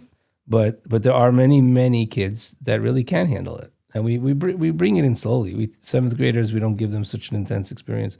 It's a great experience, but it's more like they don't have to sleep out too much. And they do waterfall hikes, and they do biking and rafting, and then we give them skills, fire and leather. There's a lot. There's so many things to talk about, but it's not. What would you? Okay, I'll get a little in the creative mind for a second, right? Let's say I was creating like a retreat center, right? Oh my God, I wish. And I gave you like, okay, you get a week, my dream, a week a year. My dream would be talk to me. To have what would you build? A few acre property. Okay. That has some cabins with some natural water, hopefully like a river and a lake, or a river and a pond or something, that I can just take city folk and have them come up back to Canadensis, wherever it's going to be, have them come up for a weekend, for a week, and just expose them. Sunbathe, right? What do you call it? Like, nature bathe, whatever you want to call it, right? Wood bathe. I think wood bathe. Something, woods bathing. Let them just get that experience. And I love teaching this. When I walk around in camp, so now after Yaalozu, for a number of years, I was also teaching the kids in Camp Dora Golding. They got once a month for an hour, they got nature with Yossi Sirote. And I would show them around camp and teach them about the edible plants and give them food to eat and show them what the trees do. And so I love exposing people to this because their minds are blown. You get them out into the woods, you show them what's out there, and most people react so positively from it. So I would love to have like a retreat center where I can just bring people up there, spend weekends, weeks, and just have people get exposed to nature for the first time. Why? I wonder why. I've never really heard of that. Yeah, we're going to do it. We got to do it. We'll get your goats. We'll bring it up there. I'm not even such an animals guy. Like I got into chickens because it's fun for the boys in the summer, but just plants, trees, lakes, rivers. It's just, I don't know. I'm talking way too much about nature. Is that what we're supposed to be doing? When was the last time you talked about nature, bro? I pulled you back. I talk a lot. Whenever there's like a podcast, something interesting, people hawk because that's what makes me more different. It's like the one thing that people can say, oh, Sirote, he's like that nature guy, the wilderness guy. But there's a lot. There's something a lot to be said. I think it's underutilized and it's underappreciated. Well, you just started being a professor. Is that new? Yeah. Well, no, I was at Rutgers for a long time. I was teaching at Rutgers. Teaching at Rutgers. In 2015 to 2020, I taught at Rutgers. I taught group dynamics and social work practice, and that was nice. That was a good 5 years of teaching in person in the classroom. But I just now started. Then COVID came and I stopped teaching. I was teaching group dynamics in the classroom, which was so similar stuff we do in Yaalozu, which is all the layers of Yaalozu, where there's like every morning the boys have to do a group challenge where they have to come together. It's called a group initiative, where they come together and they have to figure out how to use each other and work as a team to accomplish a goal. Right. One of our first hikes in the 8th grade program is Breakneck Ridge. There's one part of it where they can't get up by themselves. It's impossible. So they have to learn how to hike by making a human ladder with each other and get the first guy up, and then they pull up the last guy. It's built into the system. So this whole group initiative. So I used to do this in my Rutgers classes with my social work students because it was group dynamics. I taught them all about group dynamics and how it works. And then in March 2020, I get COVID. And first of all, they shut down the in-person classes. Right. They stick me online, which I never did before teaching. I'm sick myself. And I was so sick. I remember I was shivering. I really had COVID. I was one of the first people to get it because Oh my God. I had an office in Manhattan where I was seeing people from Westchester and Brooklyn and other parts of New York. And then I had an office in Howell where I was seeing all the New Jersey people. So I was for 45 minutes to an hour every day seeing one person after the other in a little room. So eventually I got COVID very quickly. Right. And I was so sick and I was shivering. And I still remember this. I was under my covers and I was freezing. I was shivering. I had to put my tefillin on. I had to have my wife take my tefillin and put them away. And then she would email my class, sorry, but I'm not in my, she did it through my email. Don't tell anyone. She's like, I'm sorry, I'm not going to make it, not feeling today, not going to make it to the class online. And they were I had to then teach group dynamics on a computer with a group that we were doing this amazing stuff in the classroom, and I was half dead. Right. I was like, okay, so that just blew up. And I was like, okay, I'm done with this. So then for a while, I wasn't teaching. And then I just went back now, just this semester, I just taught at Sarah Chenier, which was pretty cool. Very That's all different. online, right? It's all online. I was not happy about it. They only do online. So I was like, should I do it? Should I not do it? And then I decided after a while to just go for it. And it was a pretty good experience in the end. We had the students from all over. It's all Jewish kids, all like yeshiva guys. Is a men's program and a women's program? The men's program and a women's Okay. program. So I was teaching in the men's program. They gave me 11 guys. And the first day, some of them heard about one of the podcasts that I was on. And they said, someone said something about me in a podcast when we were doing introductions. And first day, one of the students, Tzvi Felders, I think that's who it was. Shout out. Tzvi Feller. What's up, Tzvi? How you doing? And I think it was him. Tzvi something. And he said, was it Sony Perlman? Were you on Sony's podcast? And I said, not yet, but when I get on it, I'll let you know. You give a shout out. So here we are. That's a pretty exciting shout out. Wait, so where do you Where did I go? Oh, so I'll finish this and then I'll let you talk because I'm talking too much. But basically, it was all online. It was a bit of a struggle for me to not do it in the classroom. But the last class, which was 2 weeks ago, Hanukkah, they were complaining that, we have class, Hanukkah. So I said, why don't you come to me? So they all came, 10 out of 11 came to my house for the last class in person. We had a Hanukkah party. Really? One guy, Tzvi, flew in from Toronto, and it was really nice. We ended up connecting. But the difference between being online and being in person is huge. I can't understand it. I recognize the convenience of online school, but it's funny because when I went to graduate school, there was when I went to undergrad and I was doing my KSAC, I was in the new school. I remember when you were doing that. And oh my Lord, I loved it. I mean, the classes were so powerful. What? I remember at Fordham, I had to get on the train.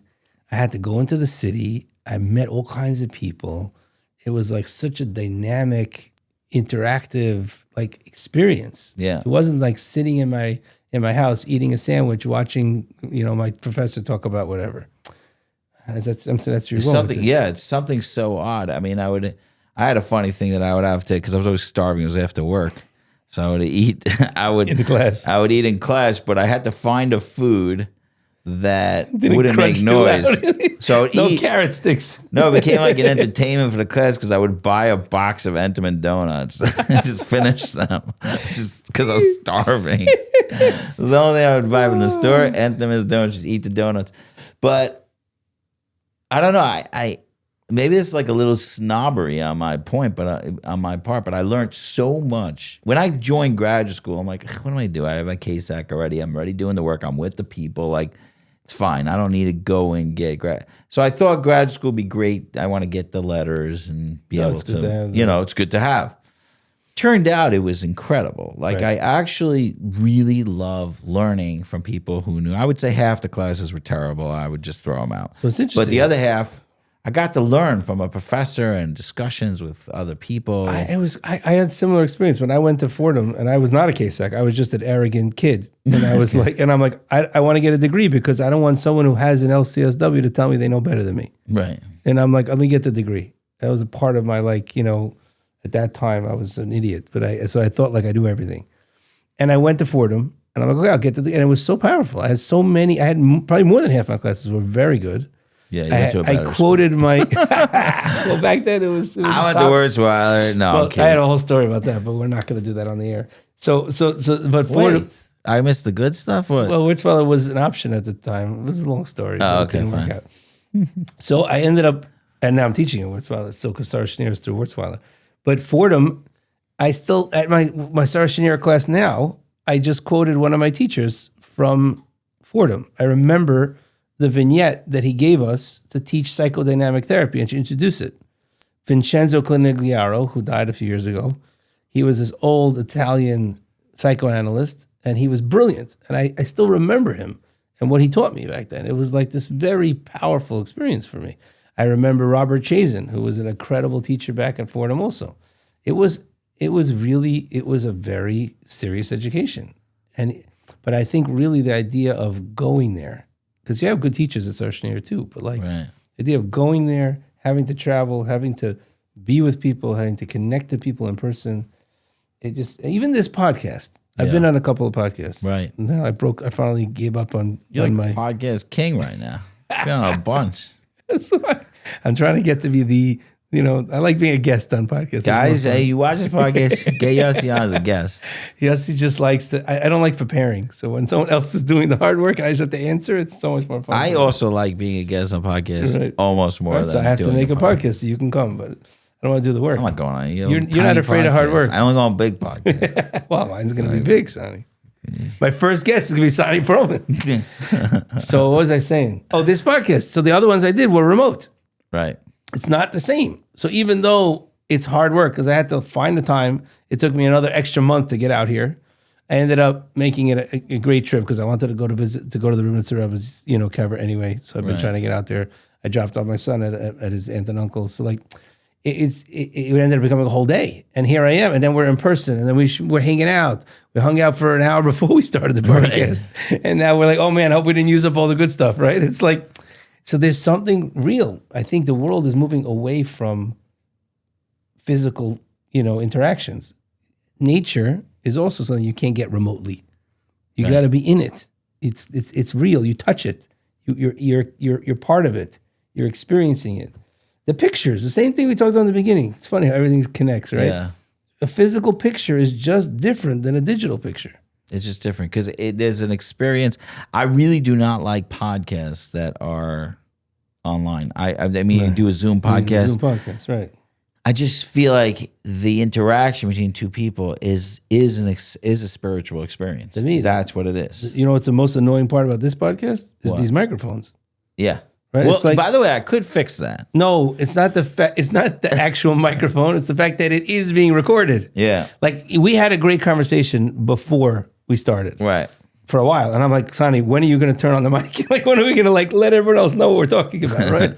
But there's something different about the fact that everyone's listening. Now it's okay because you got to share with the world. You can't hold everything to yourself. But there is a certain, barrier when you know that everyone's listening or you have the microphone in front of you. So, okay, I have this thing that everything in the world, like, because I love history, I'm always looking back. I really love a lot of things. I'm just letting You do. You're a positive dude. I'm a positive. And you find the good in a lot of things and in people, which is why you're such a powerful connector. You guys heard it here. Hire me. I don't work in our place anymore. No, I'm just kidding. I'm kidding. I got a job. Okay, so don't hire me. Okay, so I have this thing that when you look, like everything seems to suck. Like today is New Year's. I don't know when this is going to come out, but today's New Year's. Happy New Year. Right, Happy New Year. But that's another reason why I came today, because I didn't have traffic coming up to Muncie. Yeah, it's nice. Perfect. Yeah, it's such a breeze. It's New Year's. And when everybody's like looking back at their year, I mean, the amount of videos that I see is like, it was like a dumpster fire year. Like that's the feeling of like, oh my God, the amount of things that went wrong. Yeah. But if you scan back historically, everything is just getting better. Like that's how I see it. Meaning we're freer, there's less wars. It sounds like there's tons of wars, but it's less. I live in a society my entire life, 47 years, I have not been afraid of a war happening where I live. Interesting. which is wild. Probably very rarely happen. There's no pogroms. There's no worst thing that happen is I'm in a neighborhood that I probably shouldn't be in, and someone says Jew boy. Right. That's like the worst thing that's happened. And Here then in America. in America, In Israel, I'm we've saying had some- I'm living this. Right. Yes, plenty of terrible things happening all over the world.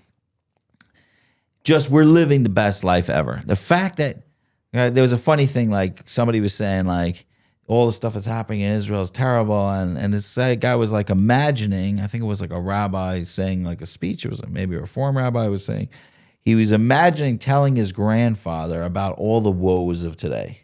We're in Israel, and they're treating us bad, and they attacked us from Gaza, and his father goes, "Whoa, you're in Israel, Right. You know, How'd you get to Israel? That's great. Yeah. The state of Israel is treating everybody. What? There's a state state of of Israel. Like, I love it was it. such a good speech because, like, I love it. if you like, Like if you put things in perspective, of Right. like where we've come. so and they when you go back, everything is getting better. So here's the interesting thing. When I'm talking about like the remote learning and all that, I know that this is all about making things better.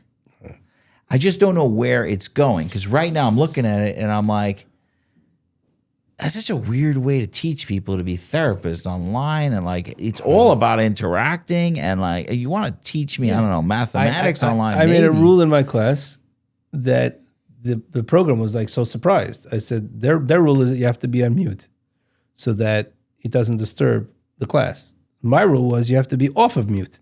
Everyone has to be not muted so that like we're trying to make it real in the classroom. Right. Why do you have to be on mute? You should not be muted. Everyone should be talking. It should be you're trying to make it, but I think what you're saying, it sounds like, is that we're progressing as a culture, as a society, and it's beautiful. And there's a lot of amazing opportunities and a lot of wonderful things that we have, but at what cost?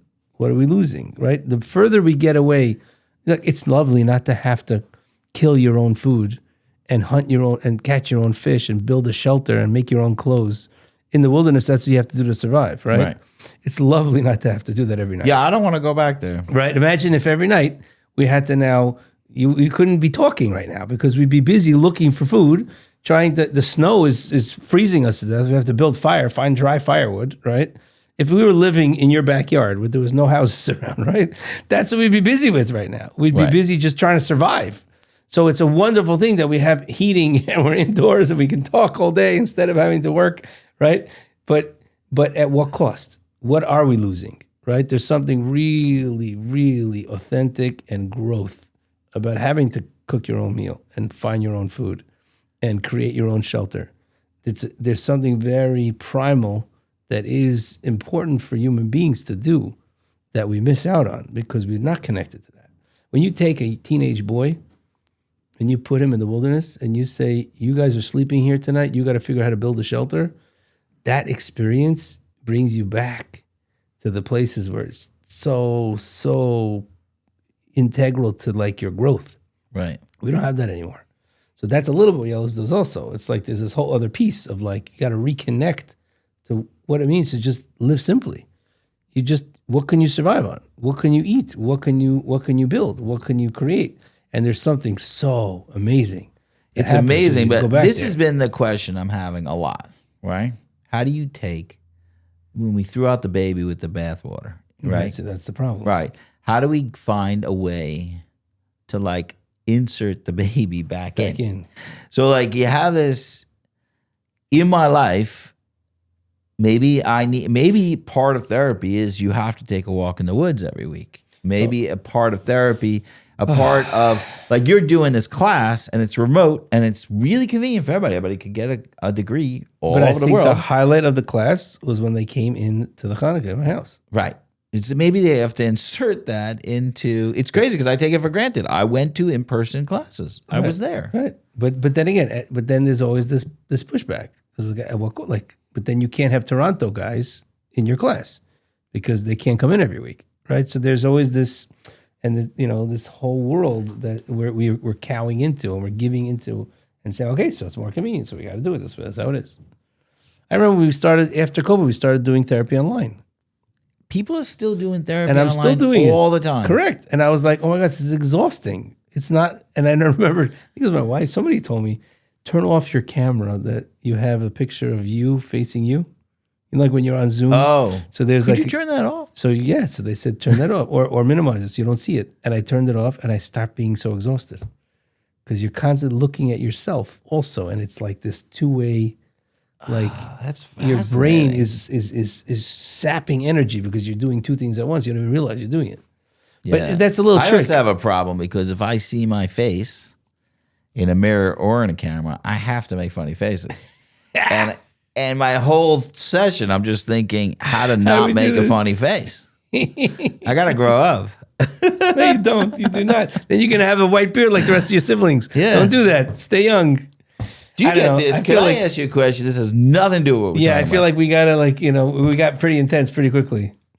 What are you so scared of intense for? Let's I go, don't know. bro. You're a I'm therapist. with Sonny Perlman. And last time we were together, we just laughed for 10 hours straight in the middle of the night. Let's do more of that. I think, yeah, especially when you hang out with therapists, they get like really, really, really intense. Right, And it's you're true. like, hey, So I'm do you presenting. laugh still? So at Nefesh. No, I got to ask this question. 1 second. Jeez. All right, go. At Nefesh, I'm presenting. We're doing like Barry Horowitz and I are doing like an early. I love Barry. Right, Barry's I think I awesome. get Barry on. Okay. Yeah, you gotta He's get on my Barry. list. So Barry and I are doing this early professional, like learning how to, I guess, strategize for early professionals. We're doing like a presentation together for an hour and a half. Oh, wow. So what did we decide? We decided that the rule of the group is that we're both going to talk a little bit. We'll let everyone just ask questions and make it like chilled. And the rule is that if either one of us get too serious, the other one has to catch him on it and make him laugh and stop and stop. And that's the whole preparation we had. That's it. Don't get too serious. Right? It's like if you start getting too serious, the other one has to catch you. Stop being serious. We got to have fun. Anyway, I cut you off. You were asking I me have something. such a random question that has nothing to do with anything. This is what I cut you off, or there's something else? No, the random question that I'm Let's going to go ask for you. it. Because I Good. have this thing that like, and maybe you could help psychoanalyze it for me. It's probably not that complicated. When I hit a big interstate highway, Uh-oh. I-80, I-95, in this area, right? Yeah. Every single time, I'm like, I'm just going to take it to the end. Keep going. Like if I get on the I-8, I could be in San Francisco. Like I'll just keep going What a dream. and hit San Francisco. Why does my system do that every time I hit it? It could be like on the I-80 for like 30 seconds. So it's interesting if you think about it. I wonder, because you see potential. Okay. So you're like, hey, this is not just like a little like highway that's taking me from Pomona to Spring Valley. I could go, this takes you everywhere. This could take you any place. I Maybe could you- drive 3,000 miles on this road. So I wonder if you have that, if there's something inside of you that's tapping into that. I don't know. I'm just making this up, making pretend I'm a psychoanalyst. But like, I think I like, like that. Like, All I right. wonder I if also there's- like that it was positive. I wonder, right? Like, I you wa- want to run away. You right. hate So your running life. away is another way to look at it. That's what came to me. No, but I think there is something cool about the fact that you're like, this is, you, like you said before, you love things, you love everything. I love a lot of things. So you're like, right. So why? Because you're very positive. So you see, you're like, wow, this is so cool. This is not just a little highway. Imagine if the highway was your client, right? Okay. And they come in like, yeah, I feel so dumb. I'm just Pomona to Spring Valley. That's all I do all day. That's all I do. That's all I help people go. You're like, no, don't you get it? You can go all the way to San Francisco. You're not just Pomona to Spring Valley. So I think when you're driving on the 80 or the 95, you're like, whoa, this could go far. This is amazing. I could take this wherever I want. I could keep going. But I had a great story and I forgot because I really like what you're saying. It just makes me seem really good. But I will tell you that very often, someone comes into my session and I'm listening to them. I have a thing that I stopped. Like, okay, I'm not a therapist anymore. I don't want to say I'm not a you therapist. don't do our place anymore. You're not a therapist anymore. I don't What do is private happening, practice. son? I don't do private practice, but people come and talk to me for long periods of time. And I used to be much more arrogant. That's the best way to say it in my therapy. No, because the answers would come to me and I would want to get them there. And then I realized as I get older, I realize I'm just getting stupider and stupider just because there's just so much out there. True. And I've been so wrong so many times. True. So I have this thing that I just sit and try to kind of clear everything that's going on. And as thoughts are coming and feelings are coming, and just kind of okay, sit there. And then something clicks at some point. It just happens. And then it all changes. It happens in podcast also, like a similar idea. Like I am talking, I'm having conversation, but inside I'm like, the instinct to say what I want to say, I just kind of like let it go until it's right. I think you're right. And then it comes.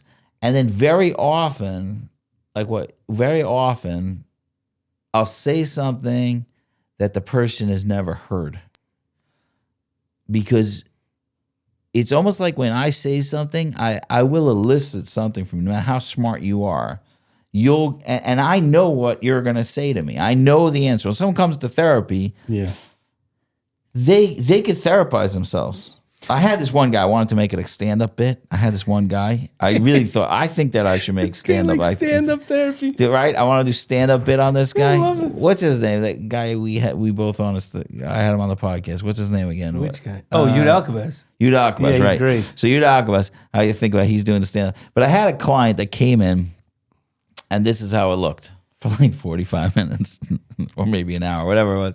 He'd come in and he'd be like, so I was walking and I was talking to my wife, and I know you're gonna say that he's playing it all out already. I know you're gonna say that I wasn't listening to her, but I was listening to her, and I know you're gonna say that really I was all in my ego, and like he would go do an entire do the whole session. thing by himself. Do a whole session. He doesn't even need you there. Thank you very much. That would be $350.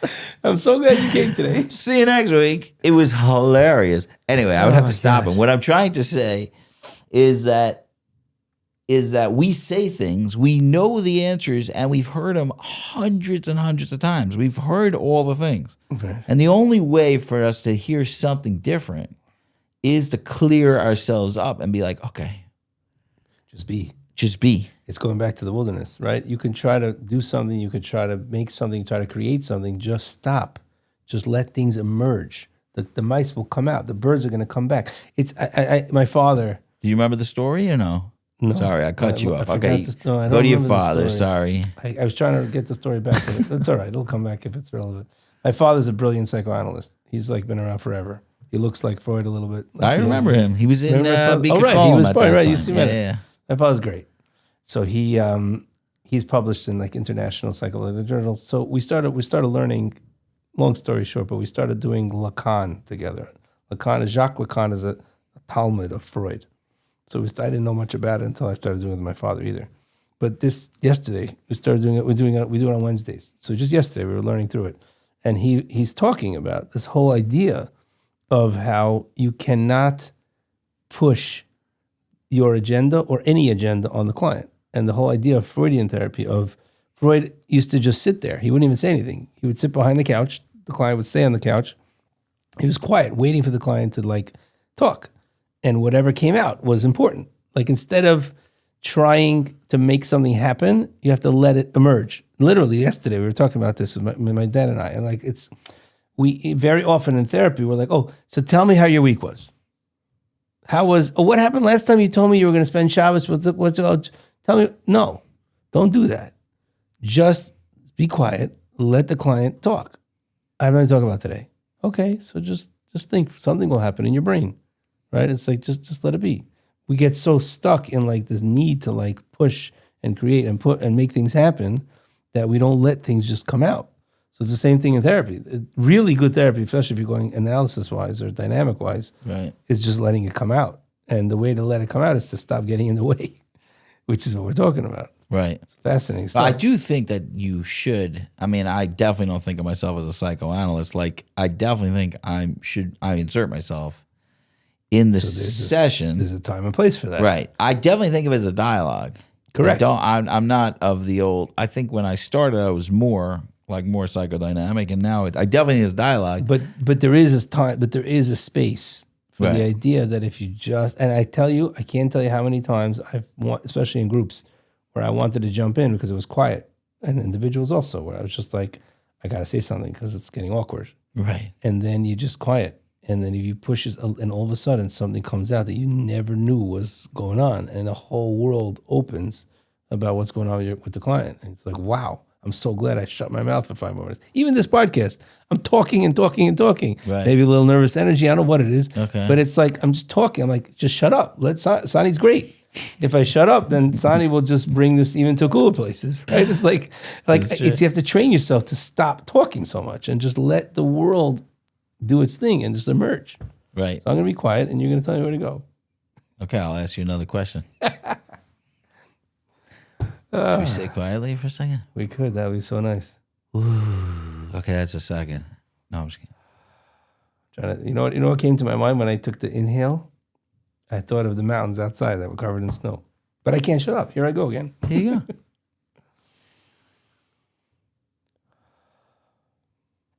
go. Okay, so now you got your breath? I did. Sorry, I'm enjoying this thoroughly. You went through a whole process. I didn't have to do anything. What happens on your podcast? So I don't know. Whatever happens, happens. We're having a great I don't even conversation. know. Like, is this what happens? Who knows? My wife said, someone said to me, like, what are you going to talk about? What are you going to talk about? I said, I don't know. It's Sony. I don't know. We'll just talk. We don't have to like you have no plan. I'm like, it'll be fine. Here we are. I can't really figure out how I've made it this far. You mean in the world or in the podcast? No, like I'm like in the world of professionals. It's crazy. We're just getting older. I think we're just like, you mean the fact that say again what you're saying? I just feel like such a freak of nature all the time whenever I'm everywhere. I don't know why it is. No, I feel out of place almost always. It's called being unique, Sonny. I don't know. Is that unique? I feel completely like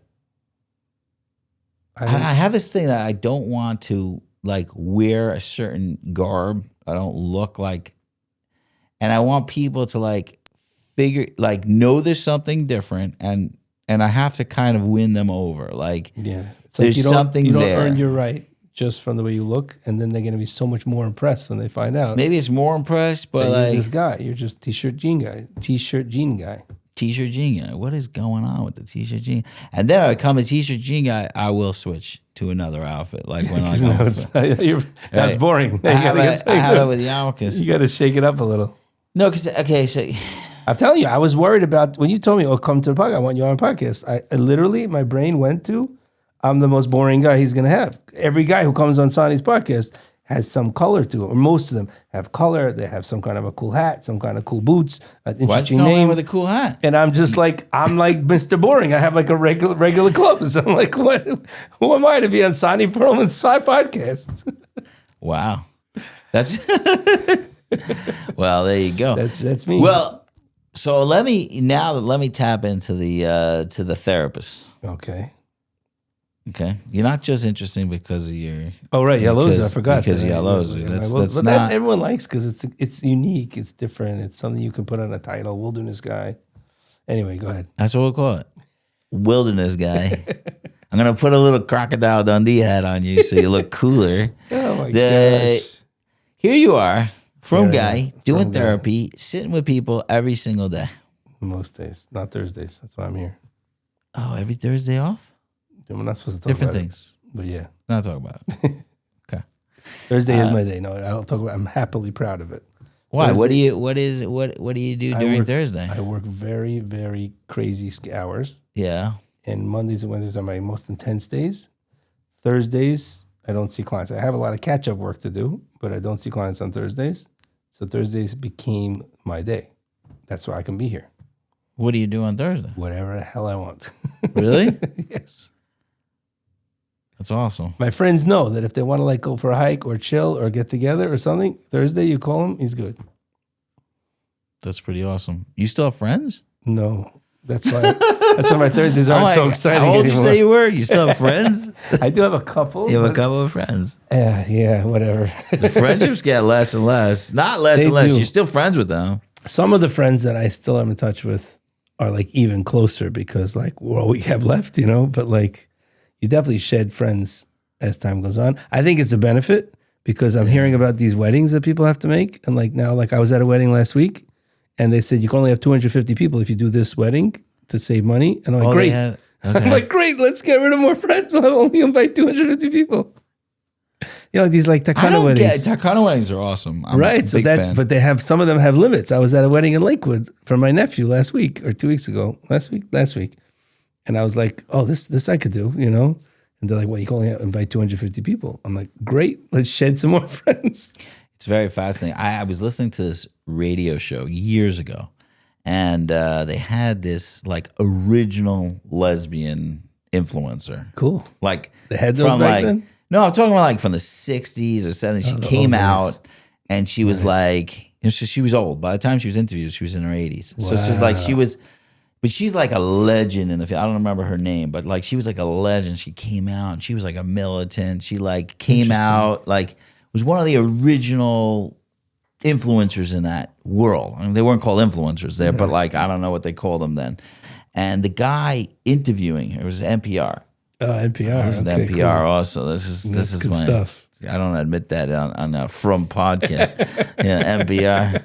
That guyishness. What's his name? I am talking about a Vashevkin. lesbian now. Who has anyway, that? Vashevkin has that. What's his podcast? David Vashevkin? yeah, it's, 1840. It's amazing. I can't wait to have a podcast with him. All right. Anyway, it's a show. This is your new life, Sonny. Everything in your life is now through the lens of podcast. It's wild. like, used to be like, oh, I love to meet that guy. No, now I can't wait to have a podcast with this guy. It's like, Dude, Sonny you know Podcast Perlman. That's like when you Yeah, you know what happens? There's no more Sonny. I don't It's just just meet. podcast. You know how all my meetings happen in my life? This is how my meetings happen. Someone calls me, they need me for something. Okay. And then I fix whatever problem they have. It takes me about 60, 70 seconds. And then it's over. And then it's over. I want to talk. Can we talk? Right, so this is I was why saying- we're trying to get to the core of why Sonny Perlman became the podcast guy. What is it? We talked about it before we got on today. Like there's a certain skill that you have. No, but it's my favorite thing is that I actually trap someone down And you got for an hour or two. But that's when you and have a great talk. But I think that for you, conversation is so amazing that this is where your talent is. You can take, this is why you're a great therapist. You are a great therapist because you can take someone and you can move them through a conversation in a very, very powerful way. So to you, having a conversation is not, even if in 5 minutes you can diagnose and send them on their way, that's not where the action is. You want to connect. You want to do this process of conversation, which you're so good at. It's awesome. But now I forgot what I was saying. Oh, man. We really was in the middle of Well, something. it's right next to the story I was going to share, wherever that is. It's in some other It lost went into the podcast. story? It's that lost I wish part you of the remembered. podcast. Oh, man, what were you saying? What were we talking about? I got so excited about something, and then Shoot. it went off to podcasts. Thing. Why did we get into podcast? Oh, NPR. Okay, NPR lesbian lady. Got it. There you go. I'm here. I'm back onto in. something. Okay, we're back on. This is story of the NPR lesbian lady. The guy interviewing her was in heaven. Interesting. Because he's talking to someone who like started the lesbian movement, then like came out, and it was like all these things happen. And he's trying to find out more and more about her life that is like exciting. And she had all these relationships and all this, and all she could talk about is she's like in her 80s. All her friends have family. Oh, no. She had all these friends. They all moved on. And they all moved on. They all have family. She had some relationships, had no kids. And it was like, and I was realizing as you get older, like everything becomes more and more real. Like my relationship, the moments I spend with my kids are like heaven. Shabbos has become like, oh my, I can recognize like parents like, you don't come home, you know, like that. Like you really understand the like next I understand generation. why they You became say the that. next generation. I am That's the next what thing. I'm happened. like, just like spending. I always think of those guys who say, I took off time from like the famous personality. I took off time to spend time with my family. I'm like, well, what are you doing with them all day? Why can't you still play basketball? Like, what's the issue? Spend time with your family? No, but that's what we're seeing now. It's really spending time with your family. It's not having a career or whatever's holding you back from that quality family time. That is true. It's very special. I that's my experience. But okay, what I wanted to ask you about therapy. Oh, right. We were talking about therapy. No, because I have a little bit of a crisis in my own therapy faith. Oh, cool. So we're doing Crisis in therapy faith. personal crisis therapy with Sonny Perlman. Let's do it. No, because I love therapy and I see people grow like crazy in therapy Okay. as a therapist and as a client on both sides. The crisis that I'm having is that it's become the rabbi of of our life. Meaning like it's become, we created this world of everybody's in crisis emotionally. And then we created this one person that we call, and that's the person who's going to help us. So what I came up with, and maybe I jump into conclusions, but it was like therapies for healthy people. That's kind of what I came up with. I mean, when somebody comes into therapy and they have no relationships, they're not taking walks in the woods, they're not eating well, like everything is just wrong in their lives, and they come to this one person. At best you could do is process the chaos. Now, it could be that will get you to a place where you could start adding those things. But as I got healthier in life, therapy was way, way better for me. Because now I have a life around me. I have support system. I have things that are happening. But and then therapy, now I could go deeper into my life and really grow, right? The therapy that I have is like someone calls me and they're in the middle of like serious addiction. They're in the middle of like, they have no relationships. They have no job. And then you say, go to a therapist. It's like, I don't know that that's a place. I feel like it's a tiny part of a much bigger thing, but we've come to a place where we don't have another answer for people. So I think therapy also is different for different people. I mean, you're saying that you've gotten to a whole different dimension and maturity of therapy, right? You're right. Sending someone to a therapist is not enough many times. It's just one tool or one aspect of their lives that could create, some security, some stability, right? And you're like, well now, so that is true. But then you're like, but now my therapy is like so much more because I'm so much in a better place. So then for you, that's a different kind of therapy. Well, no, because I guess the complaint I'm having is that there is so much more that is just as therapy. I mean, like, again, we're going back. Like going to the woods. We're going back, not to the woods, to the tree that fell over. And that the roots, like the therapist is the one deep root. Right. It's not enough. And there are so many other things that need to be taken care of right now. Now, it could be that therapist their job has become helping them set those things up in their lives. So if you're a case manager, right, that's really what happens, right? You see these clients that are struggling in so many areas that therapy is not enough because it's one little drop that helps, but you need a case manager to deal with the whole situation. Is that what you're asking? Yeah, it's I just. Yeah, there's so many things that are just as important as therapy, and I feel like we haven't really set all those things up. How does we haven't set up like friendship circles. We haven't set up like all these other things that happen to have in a life, and all we have is go to therapy. And then the therapist like, all I could do is talk to you. I'm not your case manager. I'm not you. Now I could be a case manager. I'll give you 45 minutes a week to talk. But I give you 45 minutes to talk. But that becomes, you're my only friend. You're my rabbi. You're my uncle. You're my advice guy. You become everything. We created a system where it's like everything's wrong. And we're like, but go to therapy. We have therapy. So if it's all bad, go to therapy. And then maybe psychiatry. And then right. So I hear you loud and clear. I think that it's definitely, we have moved in a direction where therapy has become so overused and over dependent on, right? I mean, that's what you're talking about. Like your average person, in the old days, they didn't go to therapy. So they had to figure out what to do with their stuff, right? It's like, so they did all kinds of things. You had a kid who was struggling with something. So you're like, okay, we got to get this kid to do X, Y, Z, A, B, C. Now it's like, send him to a therapist, right? Or an adult. It's like, what do you mean? Send him to a therapist. That's fine. But like, it's almost, we talk about this at Rutgers. We used to talk about it. There's something called the illusion of therapy, right? It's like you think that like you're doing the work that you claim to be doing when you're not. It's like, that's not fixing your life. If I'm in therapy, now I'm good, right? It's like the guy's like, I go to therapy every week. I don't have to do anything else to work on myself. It's like almost an excuse. It's like, I don't want therapy. What do you want? And I've had clients do this where they come to therapy week after week after week and they do nothing. And I'm like, dude, why are you here? And in the end, the reason they're there is because they have to be in therapy. Otherwise, they feel like they're not doing what they have to be doing. So it's an excuse. They end up going to therapy so that they could be in therapy. They don't have to change their lives. But that's sort of what you're saying. That is what I'm saying. It's like, what happened to like everything else that we could be doing to become better people? And instead of just going to therapy, we get so comfortable with the idea, well, I don't know how to deal with you, so go to therapy. And then we go to therapy and it's like, now what? No, but it's not that we have other options. I can't say, okay, I recognize that you don't have a job, you don't have friends, you're not eating healthy. I'd have to come up with a team of I gotta now pay $400,000 a year for a team to like take care of you. To take care of you. Some therapists will also take over that and they'll say, well, let's talk about what you need. You need a job, you need this, you need that, you need that.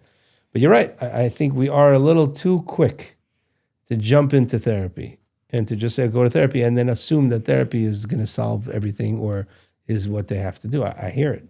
Where's this coming from? I guess I'm not saying it's too quick. I guess it's not saying it's too quick. I don't think there is another option. Meaning, like it's almost like that's what I'm saying. It's like the you priest say we created a world. We created a world where everybody's going to be struggling. Right. We created a world. We've taken the nature out. We've taken the struggle out. We've taken needing other people out. We've created a world where you need 5 salaries to survive. We have created a world where... and the flip side of this is just hunting for your food in the forest, right? That's what happens. The further we go away from nature right. and basic necessities. One of the things I love about going into the forest is just simple life.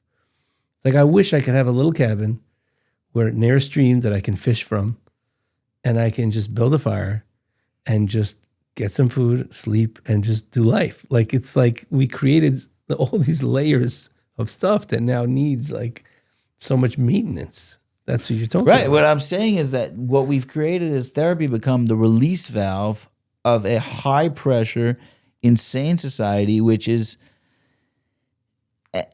we're heading into like something crazy. And then, well, I believe that people are, that's what I'm saying. We got to bring back in the other things. We got to bring the baby back in, right? Because we threw him out. So I'm saying, like, how do we start? I see a couple people like, I'm following this person online. They're doing like they just decide to make a village in their community. Like they, instead of like everybody has a McMansion, they started sharing the McMansions. Like they got a McMansion with 4 different people, and then they like took the cul-de-sac, turned to a village where they depend on each other, and like different, like I'm seeing people doing this, but I do think that we are like, when we went, most of the time, we're putting so much on therapists to be the person to put out like a blazing fire, like a massive fire.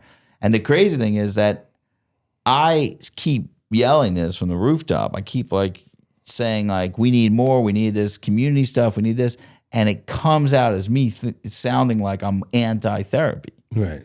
And I love therapy and I love what it does. And I love that we are in a world where therapy is part of it. Right. So you're not anti-therapy, you're anti... I'm anti that is the culture of therapy being everything. Like you tell me a guy, there are funny memes about this, but like, you know, you take a guy who's living on the street, homeless, sleeping in his own piss, and you're like, I'm gonna send you to a really good therapist every week, $800 an hour. And I'll cover it. We'll cover the cost. Cover the cost of therapy. You'll be good. You're gonna be great. So then what happens is the flip side of this, the therapist now has to become everything also, which is hard for the therapist. No, but when people like used to kind of judge our place, like, oh, what are you doing for them? They're coming down the base. I'm like, what are you talking? This kid is on his freaking video games 16 hours a day. Correct. For 4 hours a day, he walks in then he connects and talks to some kids. And that's one of the things that we do in the summertime, Yaalozu. It's like there's no phone, there's no connection. It's like you need to take a break. Just getting yourself out of that crazy, frenetic world is so powerful. That's the whole point. It's like, there's just so many things. And that's going back to the shooting the pool. That guy, like just connecting to shoot pool with the kid was so powerful for him to be around someone else and to be connected. You know, I was recently talking to a therapist about, we were trying to, you know, we were talking about a specific person that needed some support. And they said, just sit with them. You don't have to talk. You don't have to fix. Just sit next to them. It's like Shiva. You go to a Shiva house, There right? you go. That's my big muscle. It is? See that? It's my big muscle. There we Shiva. go. We're born for this. There you go. So like, it's like you just have to sit. You just let them, if they want to talk, let them talk. Not just be there. Like, you don't have to do therapy. Just show up and be there with them. Right. There's so many other ways that the human But again, what you're trying to grow. figure out is how the therapist could do all the other things. No, even without the therapist. I'm just what saying I'm there's so saying. much more beyond But people therapy. don't realize. Sit with someone else. Doesn't be your therapist. Right. Learn how to play with it. Play with, they have these like dog, what do you call it? Puppy therapy, right? I don't know what you want to call it. Don't call it therapy. Just do all kinds of other cool things that have nothing to do with therapy. And I they're see so things like therapeutic. men's groups popping up and stuff. I love Yeah. it. So those are fun. Those are good. Everything's good. Hanging out with friends, laughing. You know how much laughter, how healing that is? Yeah. Even for someone who, so like you're saying, and I think it's really important, is that What therapy I'm saying not is it. that what seems shallow is the deepest that you could get. Yeah. That's what seems to me. When you're in the forest and it's like, what all I'm doing is surviving, you are connecting to the universe. Right. Like it is, that's what I was saying. My feeling when I'm standing outside on a cliff is like, I am the tiniest and largest thing in the entire universe right now. Like this is the highest I could possibly get, and it's because I'm nothing. Right. And That's the feeling. And we underestimate how powerful those experiences are. Okay, let me ask you a rooftop question. Rooftop question. That's how I end all my podcasts. If anybody ever makes it, if made you it made to the this end. far, comment pink. That's why I get a lot of comments. They tell me I made it because I don't know. It's hours of talking. I don't even How know. long have I we been didn't doing look. this? Do we know? Oh my god, What does it say? it says over 2 hours. All right, but we talked for a while. People I'm not listen sure. for more than 2 hours? That's harder than talking for more than 2 hours. We'll find out. The 6 people that listen to the end will Whoever comment makes pink. it to the end. I feel bad. I want to apologize to any of my relatives that Don't listen to apologize. this. Yeah, your 'Cause relatives they- have to listen. I'm saying because they have to listen to the end. So at this point, if you're still here, I'm sorry. Yeah. Also, this is your opportunity to shout out And Svi, anybody. the student who wanted us to get on this podcast, we gave you over 2 hours. Sorry, Give it buddy. 2 hours, see? I think it was Svi. If it wasn't Svi and it was another guy in the class, I apologize. Shoot, that would be terrible. This is a perfect time to shout out. It is fun. It's so fun. It's fun because I also have people I recognize a lot, which is a lot of fun now. It's great. It's like it's a different You're life. you're a celebrity now. A celebrity. Brainstorm with Sony. That's it. You're just like Sony Perlman. I'm telling you, people. When I forgot who I was talking to. Oh, Sony. I heard of that one. There you go. He's got the podcast. Is it okay that you're recognized by your podcast? Do you mind that being your association? I find it very, very odd that I spent my entire life working in one area and then all of a sudden the podcast is what you're known for. yeah, like, oh yeah, Great. don't you have a podcast? I'm telling you, literally this morning, where was I? I forgot where I was, and I was telling. So he said, "Where are you going?" I'm like, "I'm going to a friend of mine. I'm doing a podcast. His name is Sonny. You know Sonny, bro?" They're like, "Oh, Sonny. Oh, right. No, I didn't say podcast. I think I said Sonny, bro. Like, oh, that's the podcast. That's a podcast. There you go. Hey, at least you got somewhere. Listen, Anyway, I didn't rooftop. forget the little guys. That's what I'm trying to say. That's right. Don't I didn't leave you behind. I always say, don't forget about us. Well, the fame has not Not gotten to your big head enough. just yet. When it gets big enough, you guys Well, will now that you forget had Yossi every one of you Sirote, now guys. your whole level just changed. Right, I'm going to forget all you guys when I really get famous.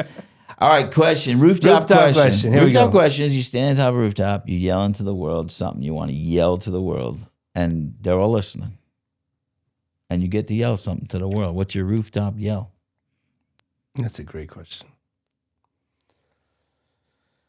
So I want to say, first thing that came to my mind is be authentic, but that's like so cliche already.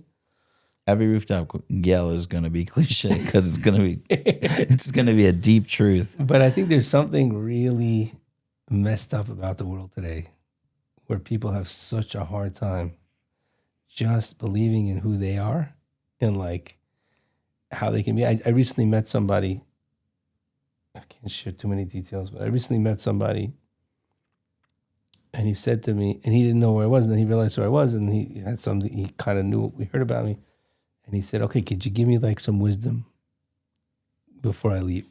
I was like, what am I, like some kind of guru? Like I can just depart wisdom from up on high, you know? So I said to him, and it was interesting because we had a little bit of interaction. I said to him, I said, just be you, man. Like it's working. You know, you're doing great. Like I think I would say, like, just don't try to be something else.